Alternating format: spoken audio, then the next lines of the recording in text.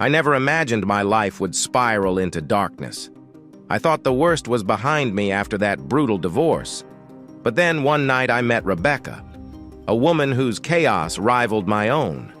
Her secrets were suffocating, her lies endless. The moment I let her in, everything crumbled. My home, my sanity, even my heart. Nothing was spared. And as the pieces of my life shattered around me, I realized too late. I'd made a deadly mistake. Now I'm left wondering, can I escape the storm I unleashed? Or am I doomed to drown in it? Freedom. That was the only word that fit how I felt. I stood outside the big doors of the courthouse and looked up at the sky. It was a dull gray, but to me it felt like a sunny blue. I took a deep breath, feeling like I was finally letting go of the hard times that the court had ordered to be over. My life was mine again. I wouldn't have to deal with lawyers, judges, or anger anymore. For 4 long years, my ex had pulled me into a tough fight over our divorce.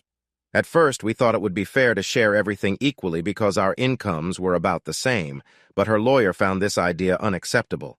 My lawyer pushed me to fight hard for what I wanted. In the end, I got a quarter of the things, she got another quarter, and the lawyers took half for themselves. Looking back, it would have been smarter to agree at the start. There was a time when I never used the word hate. Now I felt deep dislike for Linda Barrow. I would have wanted to shout it out loud to make the legal troubles stop. In my head, I called her a mean name. I could only guess what she called me. Those 4 years really weighed heavily on my mind and heart. I felt lucky there were no kids involved. We almost had a baby once, but that didn't happen. At the time, I thought it was a bad luck, but now I see it as a good thing. Bringing a child into all of that would have caused huge therapy bills and lasting sadness. 9 years of marriage, 4 of them spent trying to end it, all for nothing. It was hard to recall how we once felt when we believed we could achieve anything together. I had changed to we, and now it was back to I. I decided to stay away from dating women for a while. I tried dating once during the time apart, but it ended badly. I thought she understood I was going through a divorce, but she believed I was still married in every way. She used the word hate to describe how she felt. I felt a strong blow, and it made me want to stay away from dating. Giving it up was easy for me. I was not good at it anyway. As I got close to my car, my phone buzzed in my pocket. It was Carl, a good friend and someone who had been there for me through tough times in the last 4 years. He disliked Bitch Barrow almost as much as I did. I knew in my mind that he didn't really like me very much, but he pretended to care, and that made me feel good inside. "Are you free?" Carl asked when I greeted him. "Totally and officially," I replied, feeling proud. I hadn't felt this joyful in a long time. It almost made those tough 4 years worth it. "You choose the place. A fun club, a busy spot, or a place to watch sports. I'll join you and forget everything else," Carl suggested. He sounded as cheerful as I did. At that moment, I wanted nothing more. I need to hang out with a friend and have some drinks. It will take me a while before I can look at a woman without feeling upset. I was joking a bit, but really wanted a night out with the guys. There was a hockey game on tonight. A few good beers and some exciting plays sounded perfect to me. I wanted to forget the last 4 years. Forget everything about Bitch Barrow. "That sounds great. Let's watch the Blues game," Carl said. "I'll leave work a bit early and meet you at McGinty's at 5. We'll have some fun, try a new drink, and leave the past behind." I enjoyed how he spoke when he wanted to relax. I had a few friends who were only around sometimes, but Carl was my steady support when things got tough. There was no problem that a night out with him couldn't help ease. 5 it is. I heard the line go quiet, just like I expected. Saying goodbye wasn't his style. I drove home and changed out of my suit into some jeans and a gray sweater. "My friend, Damon!" Carl shouted from across the bar. He was wearing jeans and a Blues hockey jersey. The numbers on the jersey were starting to fade because he had worn it so often. I could tell he left work early since he had one glass that was half full and another glass that was completely empty next to it. I smiled at him and waved my fist in the air. Carl was just what I needed for the evening. I got to the table just as a young waitress, who was kind of cute, brought 2 tall glasses of dark beer. I think the empty glass used to be mine. Carl took my wallet and said, "The night is on me," pulling a $20 bill from his big stack of cash. "Come on, Carl," I replied, trying to sound offended. "I don't plan to drink all night on your money." "Okay, we'll take turns," Carl said. "I'll buy the first round." He gave the waitress the money before I could say no. It was going to be a fun night. Carl was not someone you'd want around at a funeral or a sad event. He was too loud, and he always made sure everyone noticed him. When I wanted to have a good time, he was the first person I called. He was so big that no one dared to complain, and he was nice enough that everyone liked him. Most importantly, he was very lively. Hockey was perfect for him. The fans were always cheering loudly. After I had a few drinks, I joined in and became loud too. The tables nearby started to cheer with us. They all turned into Carl tables. I met Edith and Ralph Wilkerson, Frank and Bob, along with two strong-looking older women named Mary and Thelma. We formed a small gathering, and our lively leader, Carl, kept our spirits high as if we were on the ice.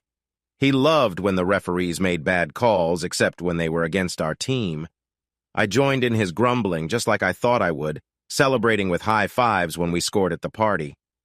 Carl only spilled one beer that night, which was amazing. He couldn't talk without waving his arms everywhere. Those tall beer glasses were in danger of being knocked over.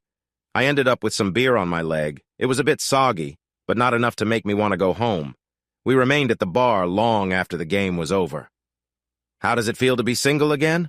Carl asked as the ESPN channel began showing a soccer match from far away. "It feels like a big weight has been taken off my shoulders," I replied, taking a big sip of my beer. I lost track of how many we had drunk. I didn't even know the name of the drink in my hand anymore. It tasted sweet compared to all the dark beers we had enjoyed earlier. It didn't matter. I would see it through to the end. "That's why I never got married," Carl said, clinking his glass with mine. I chose not to say anything about the obvious. He had been living with a woman named Deborah for over 6 years. They acted like a married couple, even if they weren't legally tied. She allowed him a night out each week, trusting he would only spend a little money at a club. I took another sip of my beer and thought about how someone like her could be so understanding. Linda was not a person who let things go easily. That was clear. I tried to shake her from my mind. I needed to forget her. "You really don't want to go to the East Side and have some fun?" Carl asked. I could see it in his eyes. He wanted to find a reason to go enjoy himself. "Maybe another time," I replied. Linda had taken away my interest in that kind of night. I felt bad for not joining him to celebrate my divorce. I just wasn't in the mood for it tonight. I just want to sit here and forget the last 4 years. I signaled to the waitress. My beer was almost gone. "What's next on the menu?" I asked her. "You've finished all 10, she replied, "unless you want to try the light beers." I glanced at Carl, and he raised his eyebrows. "We don't drink that," we said together. We both laughed. It was an old joke between us that no one else seemed to understand. I realized we had drunk too much. So we decided to do the only thing we could think of. "Let's just start from the beginning again," I suggested. Carl grinned and lifted his empty glass toward me. The waitress sighed and went to get us another round of brown dead-eyes. I was in a carefree mood. "I don't want to feel angry at her anymore," I said to Carl, my words a bit jumbled as we worked through the list for the second time. My thoughts were moving slowly, but my feelings were very clear. "It's done," Carl said. "Just let her go. You shouldn't hate anyone." I think that was Carl's main idea about life. Don't hold hate for anyone. But I still don't like her. "No, she really put you through a lot," Carl said. "Just don't hate her. It's not her fault she acts that way." That made me laugh out loud, and soon Carl was laughing too. I tried to hold back the laughter when I realized that Linda probably had a friend telling her it wasn't her fault because I was being a jerk. This made me laugh quietly to myself. I knew I had drunk too much. It was Carl who made me feel good instead of gloomy. It was really sad. Linda and I had once loved each other. There was no real reason, just our own foolishness to turn to anger. We had this weird need to blame each other, and in time it became our own problem. No, I wouldn't hate Linda, the awful Barrow. I would just move on. It was finished, and hating her would only hurt me more than it would her. "Carl," I said with the truth that comes from drinking, "I care about you, buddy." We clinked our glasses, and somehow they didn't break. We hit them hard enough for that. I emptied my glass and asked for some water. Time to clean myself up a bit. I thought carefully about getting into my car. I had stopped drinking almost an hour ago and felt good and ready. I walked carefully in a straight line when no one was watching, and I didn't trip. I probably shouldn't have been driving, but I felt fine. I easily found the unlock button on my key fob without looking. If I had trouble unlocking the car, it usually meant I wasn't focused. I started the car and took out my phone to connect it to the music system. I scrolled through a lot of songs until I found Jewel. Sometimes you just need a nice voice to make you feel better. Her voice always made me want to hear more, like a great story you don't want to finish. She filled my car with warmth as I backed out of the parking space and joined the busy road. Carl had helped me once more. My heart felt lighter, and with the divorce now over, I felt hopeful about what was next. I turned onto Travis Street, heading west, and missed my next turn. I wanted to just drive and let the music wash over me. I settled into the cozy space of my car and sang along to You Were Meant for Me. It was funny how much I enjoyed it, even if it was a bit silly. I missed the green light at Garnet Road. It was taking a long time. I stopped and closed my eyes for a moment, really enjoying the song. When it ended, the playlist picked a different song, Magic Carpet Ride. That wasn't what I wanted to hear right now. I wished I had a special phone that could tell me that Steppenwolf was not the right fit for my mood. I glanced at my phone to change the list of options. Suddenly I was pushed forward with force. I felt the sharp pull of the seatbelt digging into my chest. My forehead hit the steering wheel before I understood what had just happened. My car was halfway in the intersection, and a dark SUV with its left headlight and front grille smashed was parked right behind me. My head throbbed, and the loud music was still playing. Great. I turned off the engine and switched on the hazard lights. I stepped out of the car, feeling dizzy and confused. "The light was green," said a woman nearby. It took me a moment to focus. I thought, she hit me. "Your taillights were out," she continued. But I knew they were working fine. I walked to the back of my car and saw that both lights were broken. The big SUV had crashed into my bumper and crumpled the trunk. The cars were stuck together, and the left wheel of the SUV was barely above the road. "My lights were fine," I said, trying to stay calm. Both taillights were broken and unrecognizable. Only the left rear blinker still worked. "They were broken and the light was green," the woman argued. I looked up at her furrowed brows. Her nose was flared and her mouth was turned down. I had seen that look before. She must have taken lessons on how to be tough. She put her hands on her hips, challenging me to argue again. "Listen, it was an accident," I said. "You don't have to blame me for everything. That's why we have insurance." I tried to stay calm. "After 4 years in Bitch City, you learn to avoid fights you don't need?" I noticed her nose wrinkling, and then she smiled like she had won something. "You smell like a brewery," she said, as if it was some big win for her. It was just the drink that Carl spilled. I stepped back a little. I couldn't believe it was that strong. It happened more than an hour ago. "A little beer got on my pants," I said, pointing at my leg. "We should call the police and see what happens," she said, pulling her phone out of her pocket. She hesitated on the last number and looked at me. "The light was green, and your backlights weren't working." I let out a sigh. "Okay," I replied, not sure I could pass a breath test. "But that's why we have insurance anyway." She ended the call. "Boxers or briefs?" she asked me. I stared at her, confused by her strange question. Did I just attract women who like to mess with guys? What? "Do you wear boxers or briefs?" she said again, saying each word slowly like I didn't understand English. Her short blonde hair bounced with her words, like she needed to make her point stronger.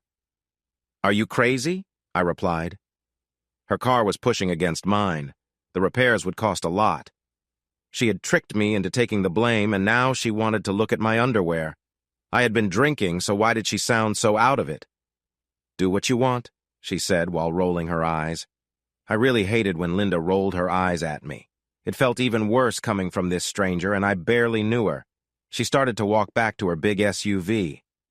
"Why do you even care about my underwear?" I shouted, waving my hand in frustration. She looked at me while she held onto the car door. "The police are on their way whether I call them or not," she said in a bored voice, as if she thought I was foolish. If they're just wearing regular clothes, you can put your jeans in my car. We can say this was just a small accident. She opened the door, reached inside, and took out a small black purse. I could hear sirens approaching. She seemed like she had done this before. Are you trying to trick me? I asked. It felt like it could be some kind of plan. She rolled her eyes as she took out her license from her purse. Listen, she said, letting her arms hang down. If this is my fault, I could lose my license for 6 months or even more. My insurance might drop me too, but if it's your fault, I can keep driving. She shrugged her shoulders. Accidents weren't something she hadn't been through before. The sound of sirens was getting louder. They're going to notice what I noticed, she said, shaking her head as if she were trying to help a young child understand something. I took everything out of my pockets and put it on the hood of my car. Then I took off my jeans.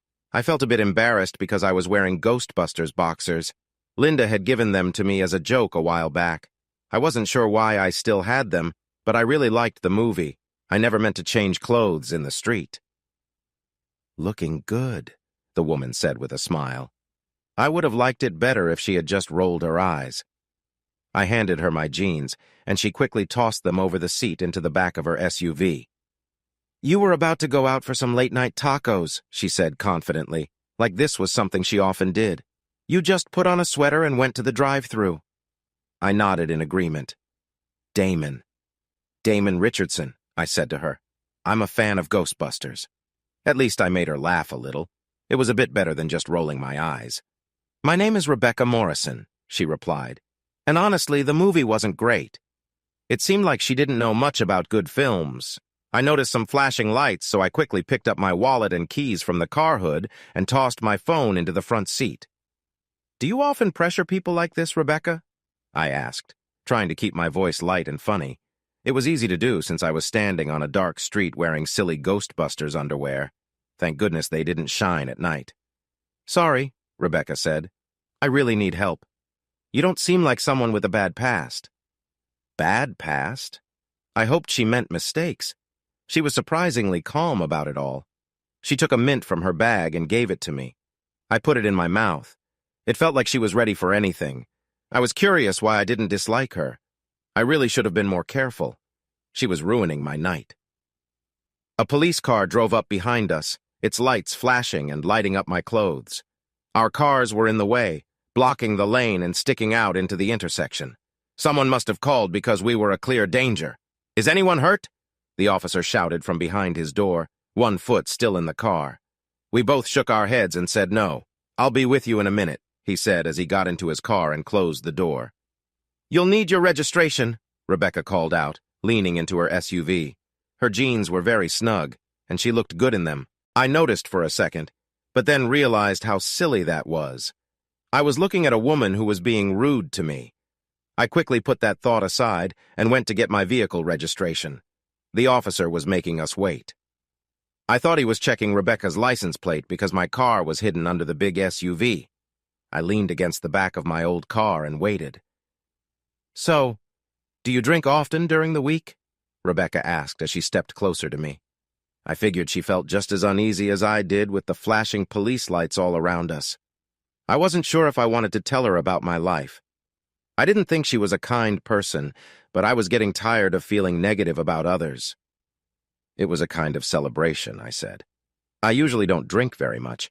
I realized I had shared too much. Is it a birthday? Rebecca asked with a gentle smile. That smile annoyed me. It was nice and made her seem friendly. I felt my guard go up, something I had been doing for 4 years. Being nice felt like a mask she wore. Listen, I said more firmly than I intended. We're not going to be friends. You're really making this hard for me. Just be glad I'm not pushing back. Her face looked shocked. Her eyes darted away from mine quickly. She took a small step back, then turned and hurried to her car. She leaned against it, not looking at me. I told myself that Rebecca was the one who caused all this. Then I called myself a jerk. But then I remembered that she hit my car and forced me to take the blame. Maybe I should have just gotten a cab from the bar. She did take my jeans, but she wasn't honest about the lights. I couldn't tell if the light was green because I was busy looking at my phone. I decided to focus on her smile. No one smiles like that unless they have a trick up their sleeve. I thought she was mostly to blame, but I knew I wasn't innocent either. I took some of the fault for being a jerk. At least she would see that I wasn't totally fooled. The officer got out of his patrol car and put on his hat. He leaned it forward and then moved it a little to the left and right. I could tell he thought a lot of himself. He walked closer to Rebecca, so I started to move in that direction too. "Stay with your car, sir," the officer said, raising his hand. "I will talk to her first."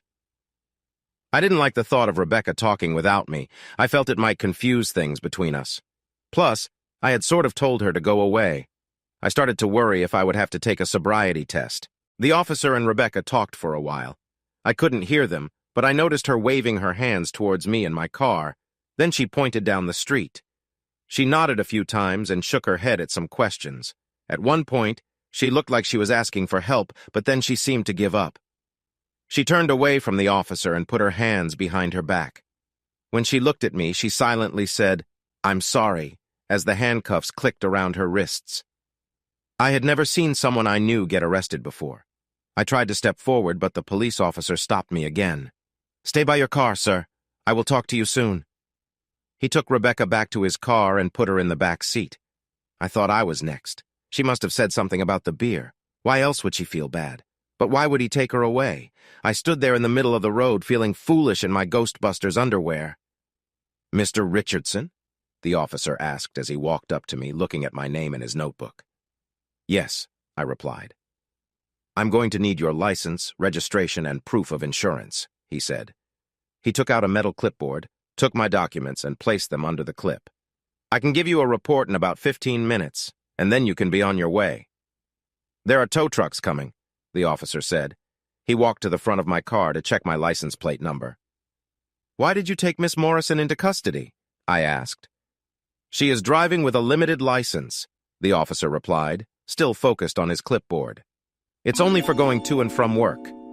He moved closer with a flashlight to see my vehicle's identification number through the windshield. "She will face charges for careless driving because of this crash. That and breaking her court rules puts her in serious trouble."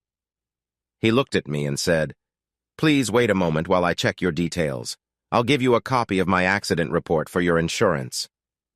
"Don't you want to hear my side of what happened?" "It's not needed," the officer replied.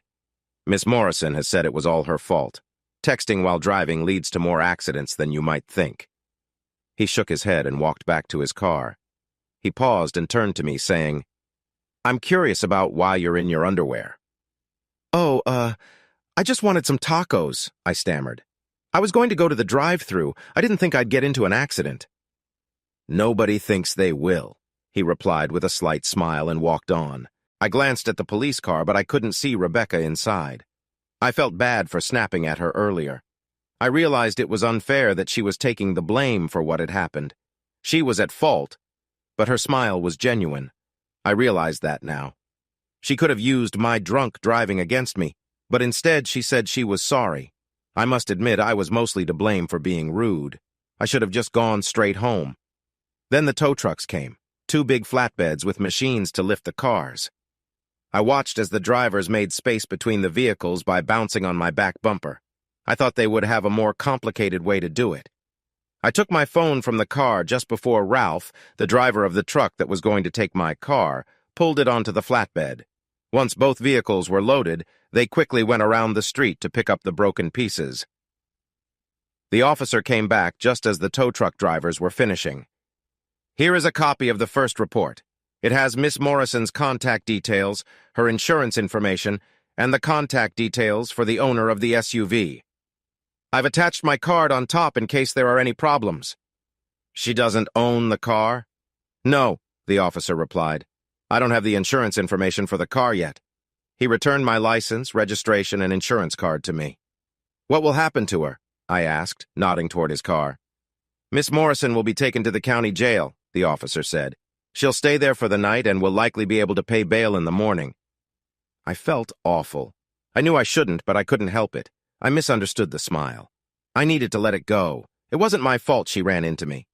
Why did I feel so bad about her possibly going to jail? It was the Barrow effect. I thought she was mean, just like my ex. But now all I saw was her need for help and then giving up. I made her give up. I would have felt better if she had stayed mean. At least then I wouldn't blame myself for the crash I didn't cause. Ralph took me and my car back to his garage. It was a small shop with a big fenced yard full of broken-down cars lined up in a row. Mine was at the end of the line. While he unloaded my car, I called my insurance company to set up a rental for the next day. Carl, looking tired with red eyes, came to pick me up and take me home. He thought my outfit was really funny, and I knew he would tell this story many times in the future. It was almost lunchtime. I spent all morning in meetings and found it hard to pay attention. To be honest, most of the meetings didn't really require much attention. Lately, our work gatherings mostly seemed like a chance for people to show off what they were doing or pretend they needed advice. This morning's meeting was just about setting up more meetings. That's my life at Bradford Insurance and Casualty. I earned a good salary for designing and improving databases. Most of my work was focused on making queries faster. It's not a topic that gets people excited at parties. Over the years, my job had become simple, almost automatic. I was good at it, like riding a bike. Other people didn't know much about the work, which helped me earn a nice paycheck every 2 weeks.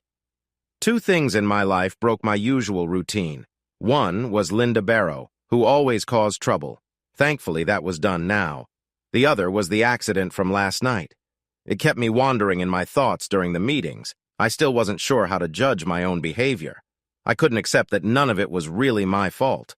Rebecca had made things complicated. Whenever I thought it was her fault, I remembered her smile. It seemed like a clever way to get what she wanted, but it felt warm, not mean. I could almost see her lips say sorry to me. I realized I had upset her more than she had damaged my car. When I went back to my desk, I gave in to my own feelings of guilt. I found the number for the county jail online, and after 3 tries, I finally called it. I wasn't sure what I would hear, but I needed to know Rebecca was okay. I probably would never see her again anyway. County Corrections, how can I help you? The voice was nicer than I thought it would be. I expected a sad tone, something full of gloom. Hi, I said, trying to gather my thoughts. I had never called a jail before.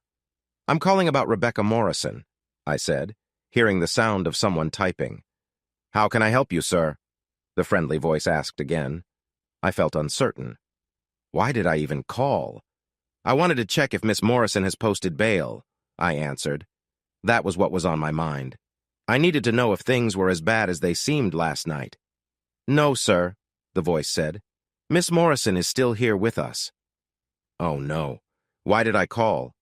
Instead of feeling better, I felt even worse. I let out a sigh and chose to go deeper into my thoughts. Can I talk to her? I asked. I can pass along a message for you, sir. The voice sounded like it was used to these kinds of requests. She will get back to you. I wasn't really sure she would. No, thank you, I said and hung up. I took a deep breath and looked out my window. I had a clear view of the parking lot, but I didn't really pay attention to it. It took me 7 years to get an office next to a window, and now I just never thought about it. It's not my fault, I reminded myself as I got up. This is just silly, I muttered softly to myself when I got into my car. I'm really foolish, I said out loud as I drove toward the county jail. I want to pay bail for Rebecca Morrison, I said to the clerk at the window. The waiting room, if that's what it was, had plastic chairs that looked like the ones from the DMV. They were arranged in 2 rows, as if many people would be waiting, but I was the only one there. The clerk pointed to a door on the side and pressed a button under his desk. I heard a buzzer, then a click as the lock opened. I pushed the door open without waiting for any more instructions. Cattle are taught in different ways. It was like a bank, with a line of teller windows next to each other, each marked with a sign saying, "Next window." Only one window was open, but there was no clerk there. I stepped up and waited. This was a big change from the friendly phone call I had earlier. My feelings about the place dropped a lot. After a few minutes, a short woman with gray hair walked over. How can I help you? The woman asked. Her hairstyle reminded me of my grandmother's, all curly and perfectly round. I figured she spent a lot of her government paycheck to keep it that way. I want to post bail for Rebecca Morrison, I said again, just to be clear. The woman looked down and pulled out a form from below the counter. She typed a few things on her keyboard and nodded. Then I heard a printer start working behind her. She gave me a pen and slid the form across the table. "Please fill in all the details above this line," she said, pointing at a thick black line near the bottom of the page. She picked up the paper from the printer and came back to me. "It costs $3,000, paid in cash, money order, or with a credit card." My heart skipped a beat. I had been thinking it would only be a few hundred. I tried not to show my surprise as the woman watched me closely. I should have asked while I was on the phone. "Sure," I said as I took my wallet from my back pocket. I gave her my credit card, trying to keep my hand from shaking. This was a really bad idea. "There is a 5% service fee on credit cards," she told me. I saw that she took the card before she told me. I did some quick math in my head. $150, and I wasn't even sure if Rebecca would back out on the $3,000. I felt really foolish. I filled out the form as the woman processed my card. My hand was unsteady and my left eye kept twitching. I had to write my name, address, phone number, and my relation to the person in jail. I wasn't sure what to write for my relation. Friend didn't feel right since I had told her I wasn't. Family definitely wasn't correct. So I went with acquaintance, which seemed to fit the best. I smiled and wrote down the word victim. Why not? Next, I had to sign at the bottom. This meant I understood that if Rebecca didn't come to her court dates, the money would be lost. I was in, so I signed my name. The woman came back to me, had me sign a receipt, and then she stapled that along with the printed paper to my form. She grabbed an official stamp, pressed it at the bottom of the form, and signed her name. She picked up the paper from the printer and read it. "Please have a seat in the waiting room," she said, pointing toward the door I had just come through. "Miss Morrison will be with you soon." Then she walked into a small room where another worker was busy with a stack of papers. That was the fastest $3,000 I had ever spent. I went back to the waiting room and sat in one of the plastic chairs. I waited for 20 minutes until a buzzer rang and a door at the end of the room opened. Rebecca stepped out slowly, her eyes puffy and her blonde hair messy. She had not slept well. I stood there feeling anxious about what to say. I didn't have good reasons for why I had foolishly helped her. "You paid my bail?" she asked, stopping about 10 feet away from me. I noticed the worry in her eyes. Maybe she thought I wanted something from her. "It didn't feel right," I said, struggling to explain. "I can't say why, but I didn't want you to stay in there all day." She tilted her head a little, thinking about my words. "You're going to court, right?" I asked, my thoughts still on the $3,000 that felt like a heavy weight. I realized that might not have been the best thing to ask. I saw her eyes start to fill with tears, and I wished I could take back what I had said. Rebecca stepped closer to me, her bottom lip shaking. She stepped close to me and wrapped her arms around me in a hug. "Thank you for not being upset with me," she said, and then she started to cry. I had no choice but to hold her tight. It had been a long time since I comforted someone. I felt a bit lost. I couldn't find the right words to say. She felt like a stranger to me, and it seemed like her tears were about more than just being in trouble. There was something much deeper that was bothering her. I should not have come. She really needed her own Carl. "Can I give you a ride home?" I asked quietly. Being so close felt awkward, and I wanted to get back to work. Rebecca wiped her eyes and stepped back. It felt odd without her arms around me. Maybe I should have waited a little longer to say something. "I'm sorry for last night," Rebecca said. She looked truly sorry in her hazel eyes. I was feeling lost and thought, I don't know what I was thinking. I don't usually act this way. She smiled a little, but it wasn't a strong smile. It felt more like she was saying sorry. "I wasn't good either," I replied. "The last thing I said to you was wrong." I was actually saying sorry to the woman who bumped into my car. I felt spineless. Maybe Linda had taken my courage away when I wasn't paying attention. "I need to get back to work. Can I give you a ride somewhere?" I asked again. "I'm not sure," Rebecca said. "Maybe my sister's house." Her maybe made me uneasy. She must have noticed the confusion on my face.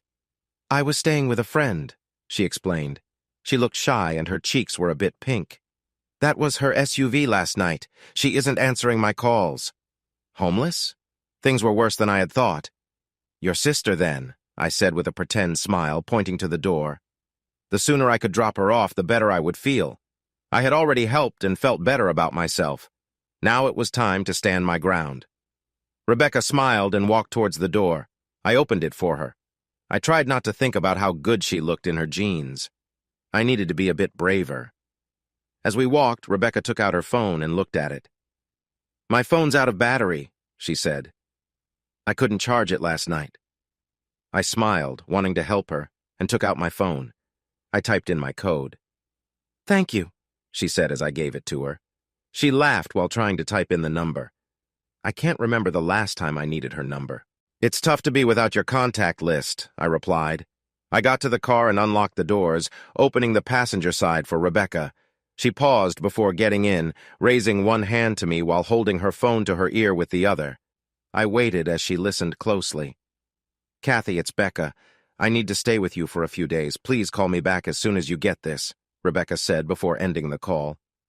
She isn't picking up at the moment, she said, looking a bit worried. I felt the same way. Rebecca reached to give me my phone, but accidentally hit the side of the car door with it. Her eyes grew wide when it slipped from her grip. It rolled away and landed screen down on the pavement. The noise it made was not good at all. Oh, no! Rebecca exclaimed as she bent down to grab it. I shut my eyes, knowing that awful sound meant something bad. Oh, no, Rebecca said again, flipping the phone in her hand. I'm really sorry. Her voice sounded tight. I opened my eyes. The screen of my new phone had a deep crack running across it from one corner to the other.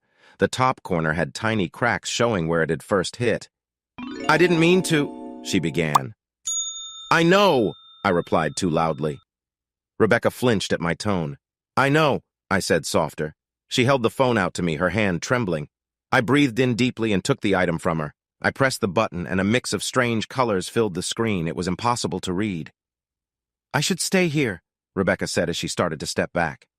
I'll call my sister from inside, she added, pointing to the door we had just come out of. I noticed tears starting to form in her eyes.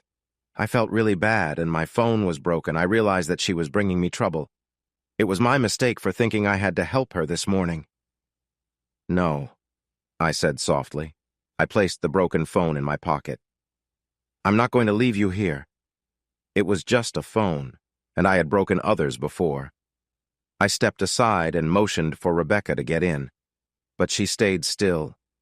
Tears streamed down her face as she looked at me. I know you didn't mean to break it.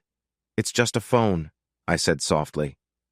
It happens all the time, Rebecca sobbed. She turned around and walked back to the building, covering her face with her hands. I felt a mix of worry and frustration. I hurried to catch up with her. Rebecca, please don't just stand there. Leaving her by the prison would ruin the whole point of getting her out.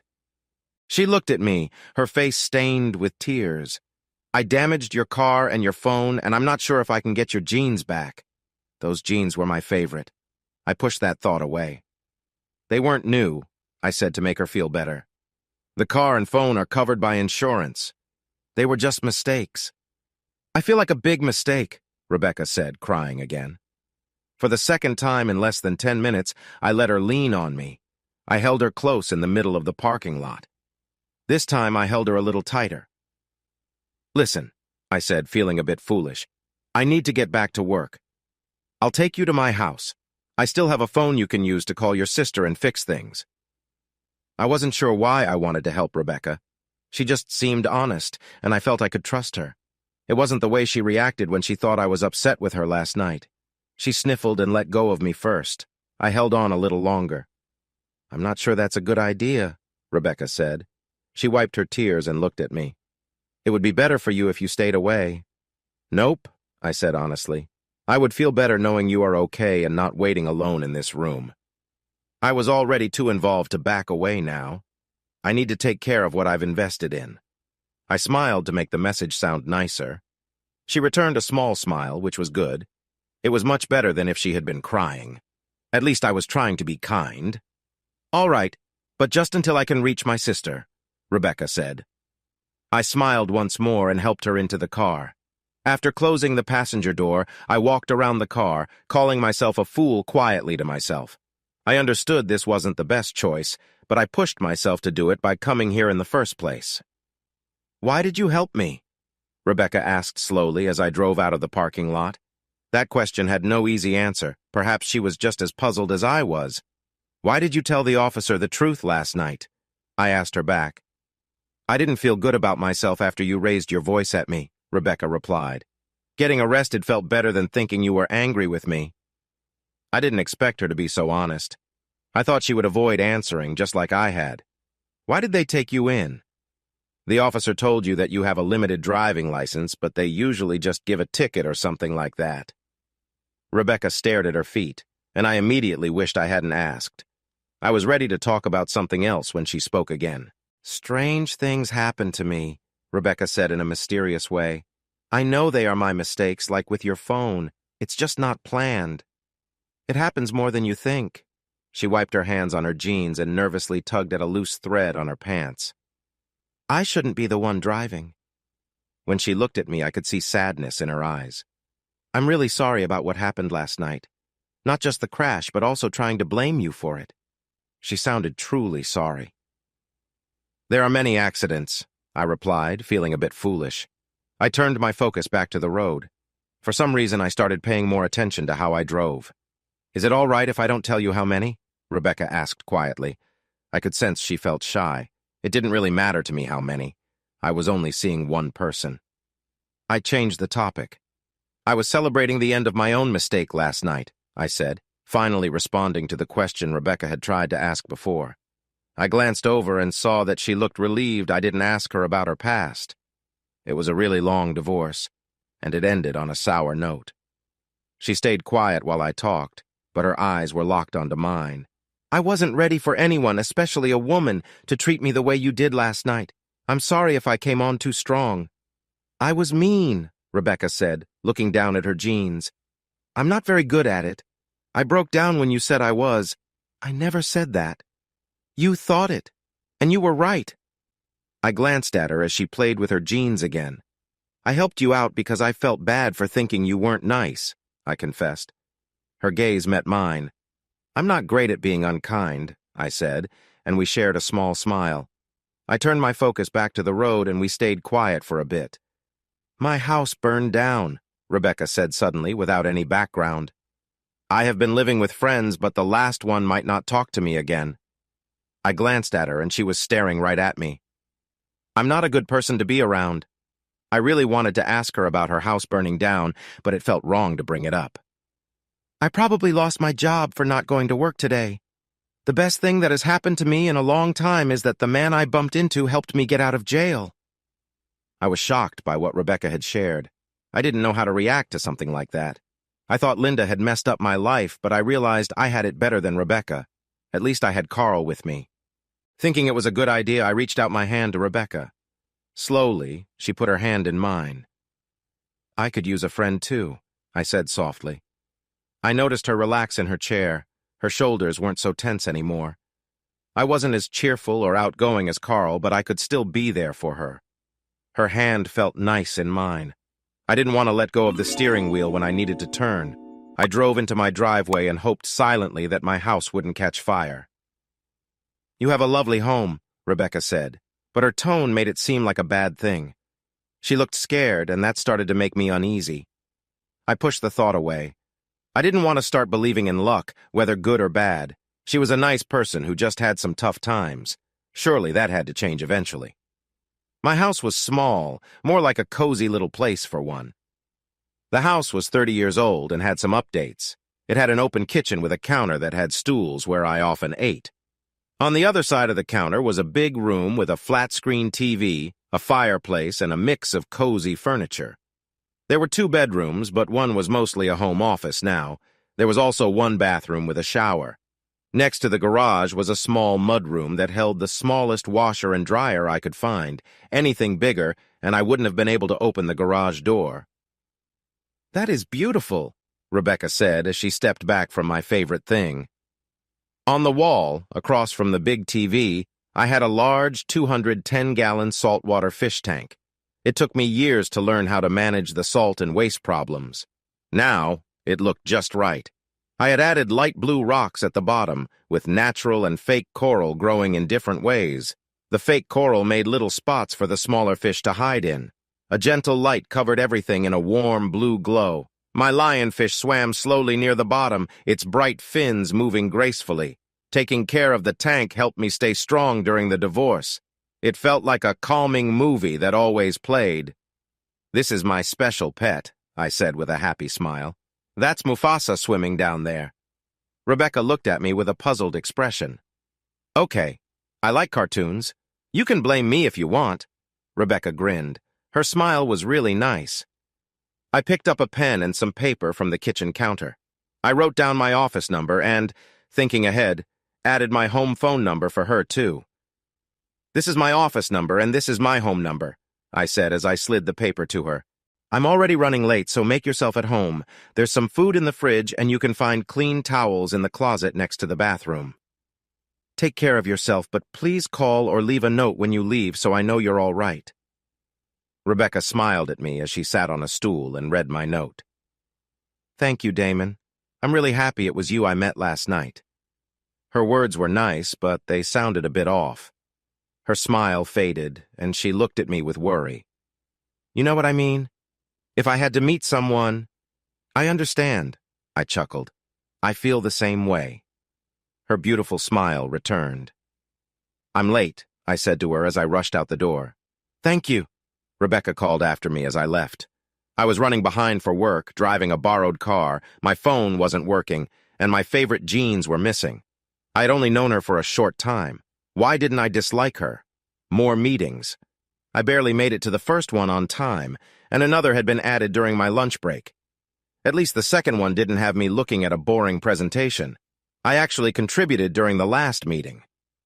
Every night, a big batch job created by someone was taking too long to finish. I took a look at it, created a better index, split it into 2 smaller tasks, and turned it into a job that took only 30 seconds. That's pretty good for working through a couple 100 million rows. To me, it seemed easy.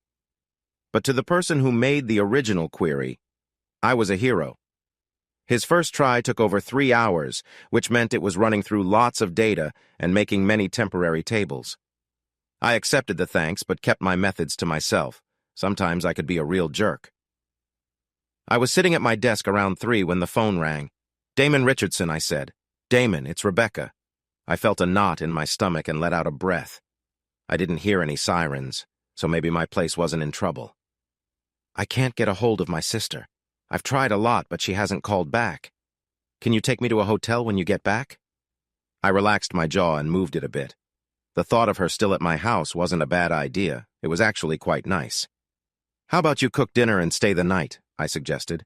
"I have 2 bedrooms. "Dinner?" Rebecca replied. She didn't sound too thrilled about it. "Yes," I said. "There's some pasta in the cabinet above the dishwasher and jars of sauce next to it." I thought boiling water was pretty safe. I pushed away any worries from my mind. She would be fine. "Are you sure?" "I've been here longer than I should have," I thought, smiling a little to myself. Maybe it wasn't long enough after all. "I don't know about you, but I'm really hungry," I said cheerfully. "I missed lunch, and it would be great to have a hot meal waiting for me when I get home." Suddenly, I felt like I was chatting with my ex again, back when things were easier. My mind was a bit mixed up. "All right, I can make spaghetti," Rebecca said, and I could hear the smile in her voice. It made me smile too. "What time will you be home?" She sounded like a wife asking. "About 5:30. "I'll see you then," Rebecca said happily. I was going to hang up when I heard her voice one more time. "Damon, do you have an old t-shirt I can wear? I'd like to take a shower and clean my clothes. Check the bottom left drawer of the dresser in my room." "Thanks." Why did I feel so glad she would be home when I got there? So far, knowing her had been hard. It had been about 3 hours since she broke my phone. Maybe this was the end of our troubles. One could always hope. I left work a bit early and took my broken phone to the shop. They told me they could switch the SIM card and set up a new phone in about 20 minutes. Waiting 20 minutes in a phone store feels like forever. I told them I would come back in the morning. For what I pay for the warranty, you would think they would have a phone ready to go, just in case. When I walked into the house, the first thing I noticed was a delicious smell. It was spaghetti, but not the kind from a jar. This one smelled like it had real taste. Rebecca was smiling in the kitchen. She looked great in my Stay Puft Marshmallow Man t-shirt. I couldn't help but laugh when she gave a little spin to show it off. It was a bit brief, but it had everything important. "I found your spice rack," Rebecca said with a smile. "I added some extra flavor to the sauce. It smells great." Everything looked fine and there were no fires. I wasn't really worried about a mess, but it was good that there wasn't one. "Is that bread I smell?" "Yep. It's homemade bread," Rebecca said as she looked into the oven. It was clear that she wasn't finished yet because she shut the door and went back to stirring the sauce. "What's hillbilly bread?" I asked, curious.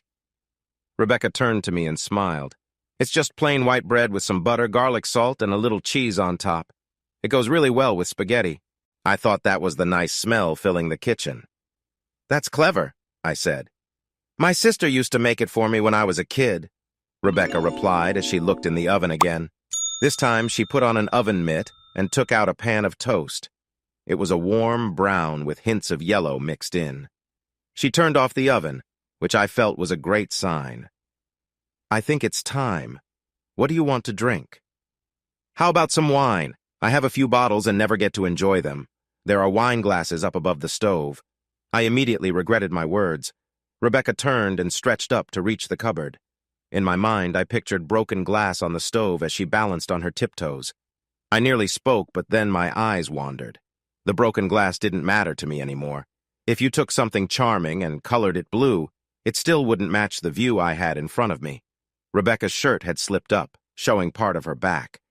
She wore soft blue panties that covered her well. Her legs looked strong and highlighted her shape. I felt a rush of feelings and didn't want to shake it off. My eyes couldn't keep up when she came down with the glasses. I felt embarrassed when I realized someone had seen me looking. I thought I would see a mean look or some disappointment. Instead, she had a big smile and bright eyes.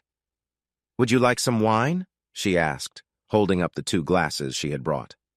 I shook off my surprise, smiled back to show I was sorry, and walked to the liquor cabinet. "Is white Zinfandel okay?" I asked. I also had red wine, but I thought it might be too strong for her taste.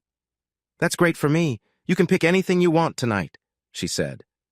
I turned around quickly, feeling lighter. I was pretty sure she had said anything. She had her back to me, stirring the sauce. I thought she was being playful. I closed my eyes and thought about the blue panties I remembered. I really hoped she was being playful. Dinner went well. We chatted about funny things, and I avoided any talk about accidents or anything that could spoil our fun. It had been years since I'd enjoyed a nice evening with a woman. I felt warm and cozy. I had really missed that feeling. Linda had caused more trouble than I first thought. "Why do you have a fish tank?" Rebecca asked as she took a sip of her wine. I glanced at my aquarium where Mufasa, my big fish, was swimming up a coral hill. "It was a way to cope," I replied honestly. "Everything was falling apart during the divorce, so I wanted to create something new." I turned back to Rebecca, who was looking at me closely. "If you look closely, you can see a little orange and white fish swimming in and out of the small caves. I named him Linda after my ex. He's a clownfish." "I trust you," Rebecca smiled. "But I have no plans to go near that tank." "Are you scared of fish?" I asked, confused. "They should be scared of me," Rebecca chuckled. "The tank looks nice, and I want it to stay that way." I glanced at her with worry. I think she really felt like something bad was happening to her. "You know," I started to say, but then the phone rang. "It must be my sister," Rebecca said as she hurried to answer it. I silently wished it wasn't her. "Hello," she said, pausing for a moment. "Who is calling?" At least it wasn't her sister. Rebecca put her hand over the part of the phone where you speak and whispered, "It's Linda Barrow." "My ex," I said softly. "I don't want to talk to her." I made a face like it hurt to think about it. Rebecca smiled and nodded. "I'm sorry. He can't come to the phone right now," she said. The way she spoke sounded a bit playful. She smiled at my confused look while listening to Linda's answer. "No, he's, just fine. Why don't you try calling back in about an hour?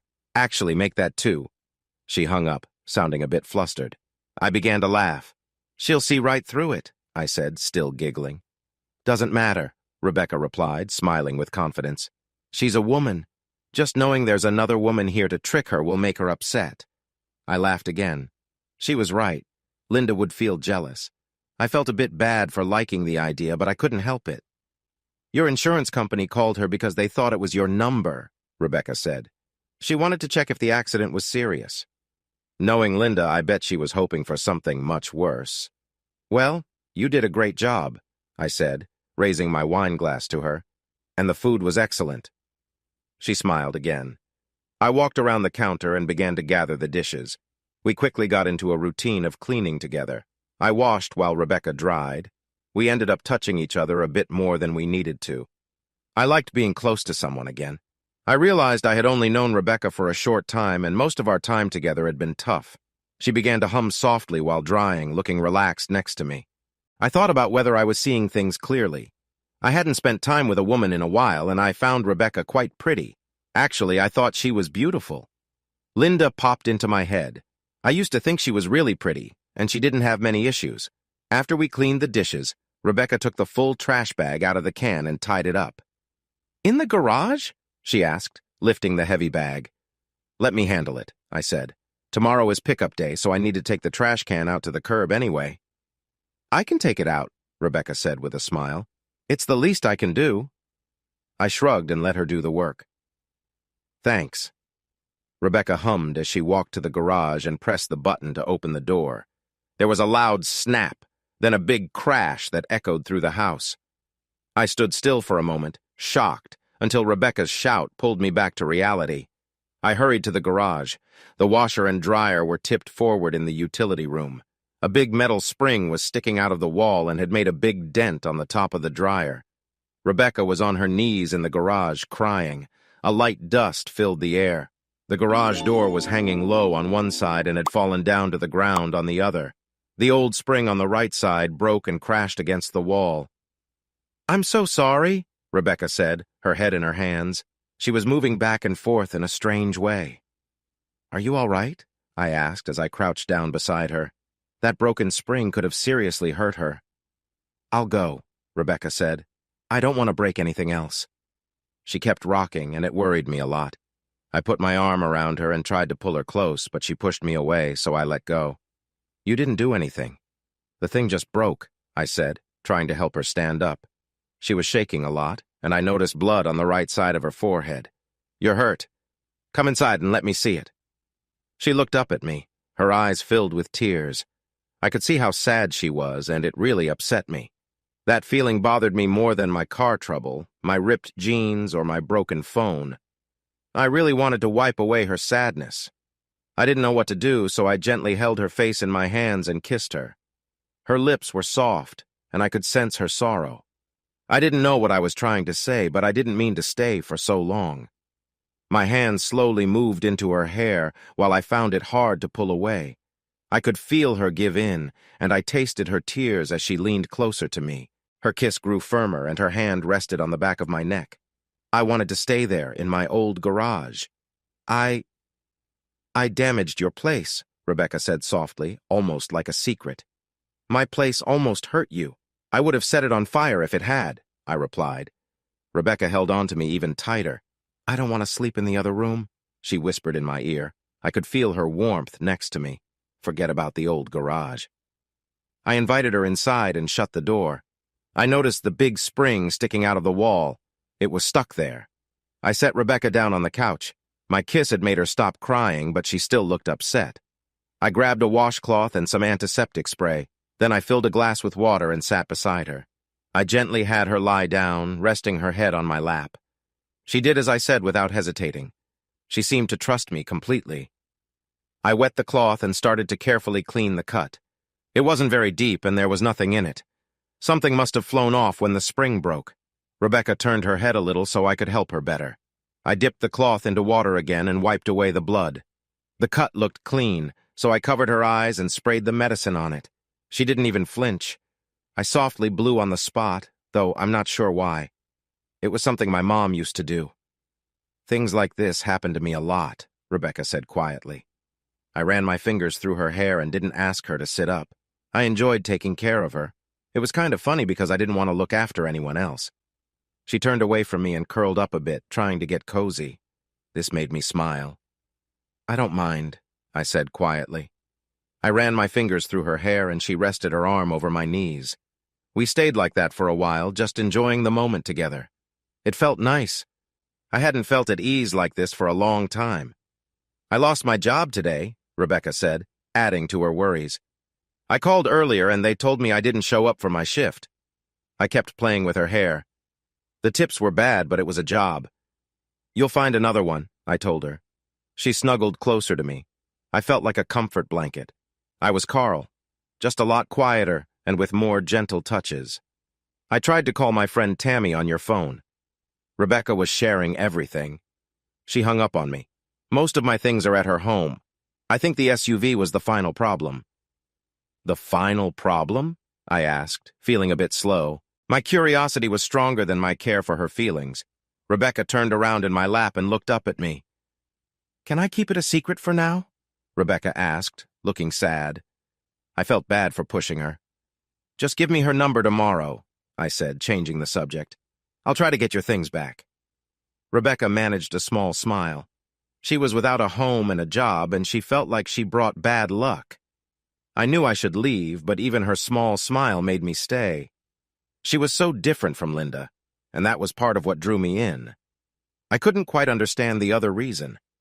She tilted her head down and then turned it to the side. Then she took my hand and placed it on her shoulder, holding it close to her. It felt warm, like a cozy blanket. "Thank you," Rebecca said softly. I kept holding her because she needed comfort. I held her because I needed it too. I didn't want to be anywhere else. I fell asleep right there. "Damon." Rebecca's voice surprised me. I opened my eyes to see her beautiful smile. She was lying back in my lap now. She reached up and wiped the side of my mouth. "Oh no, I was drooling." I lifted my head slowly. "Sorry," I said, using the back of my hand to wipe my lips. My legs felt numb. They were asleep. "What time is it?" Rebecca raised her head and glanced at the clock above the fish tank. "It's a little after 2.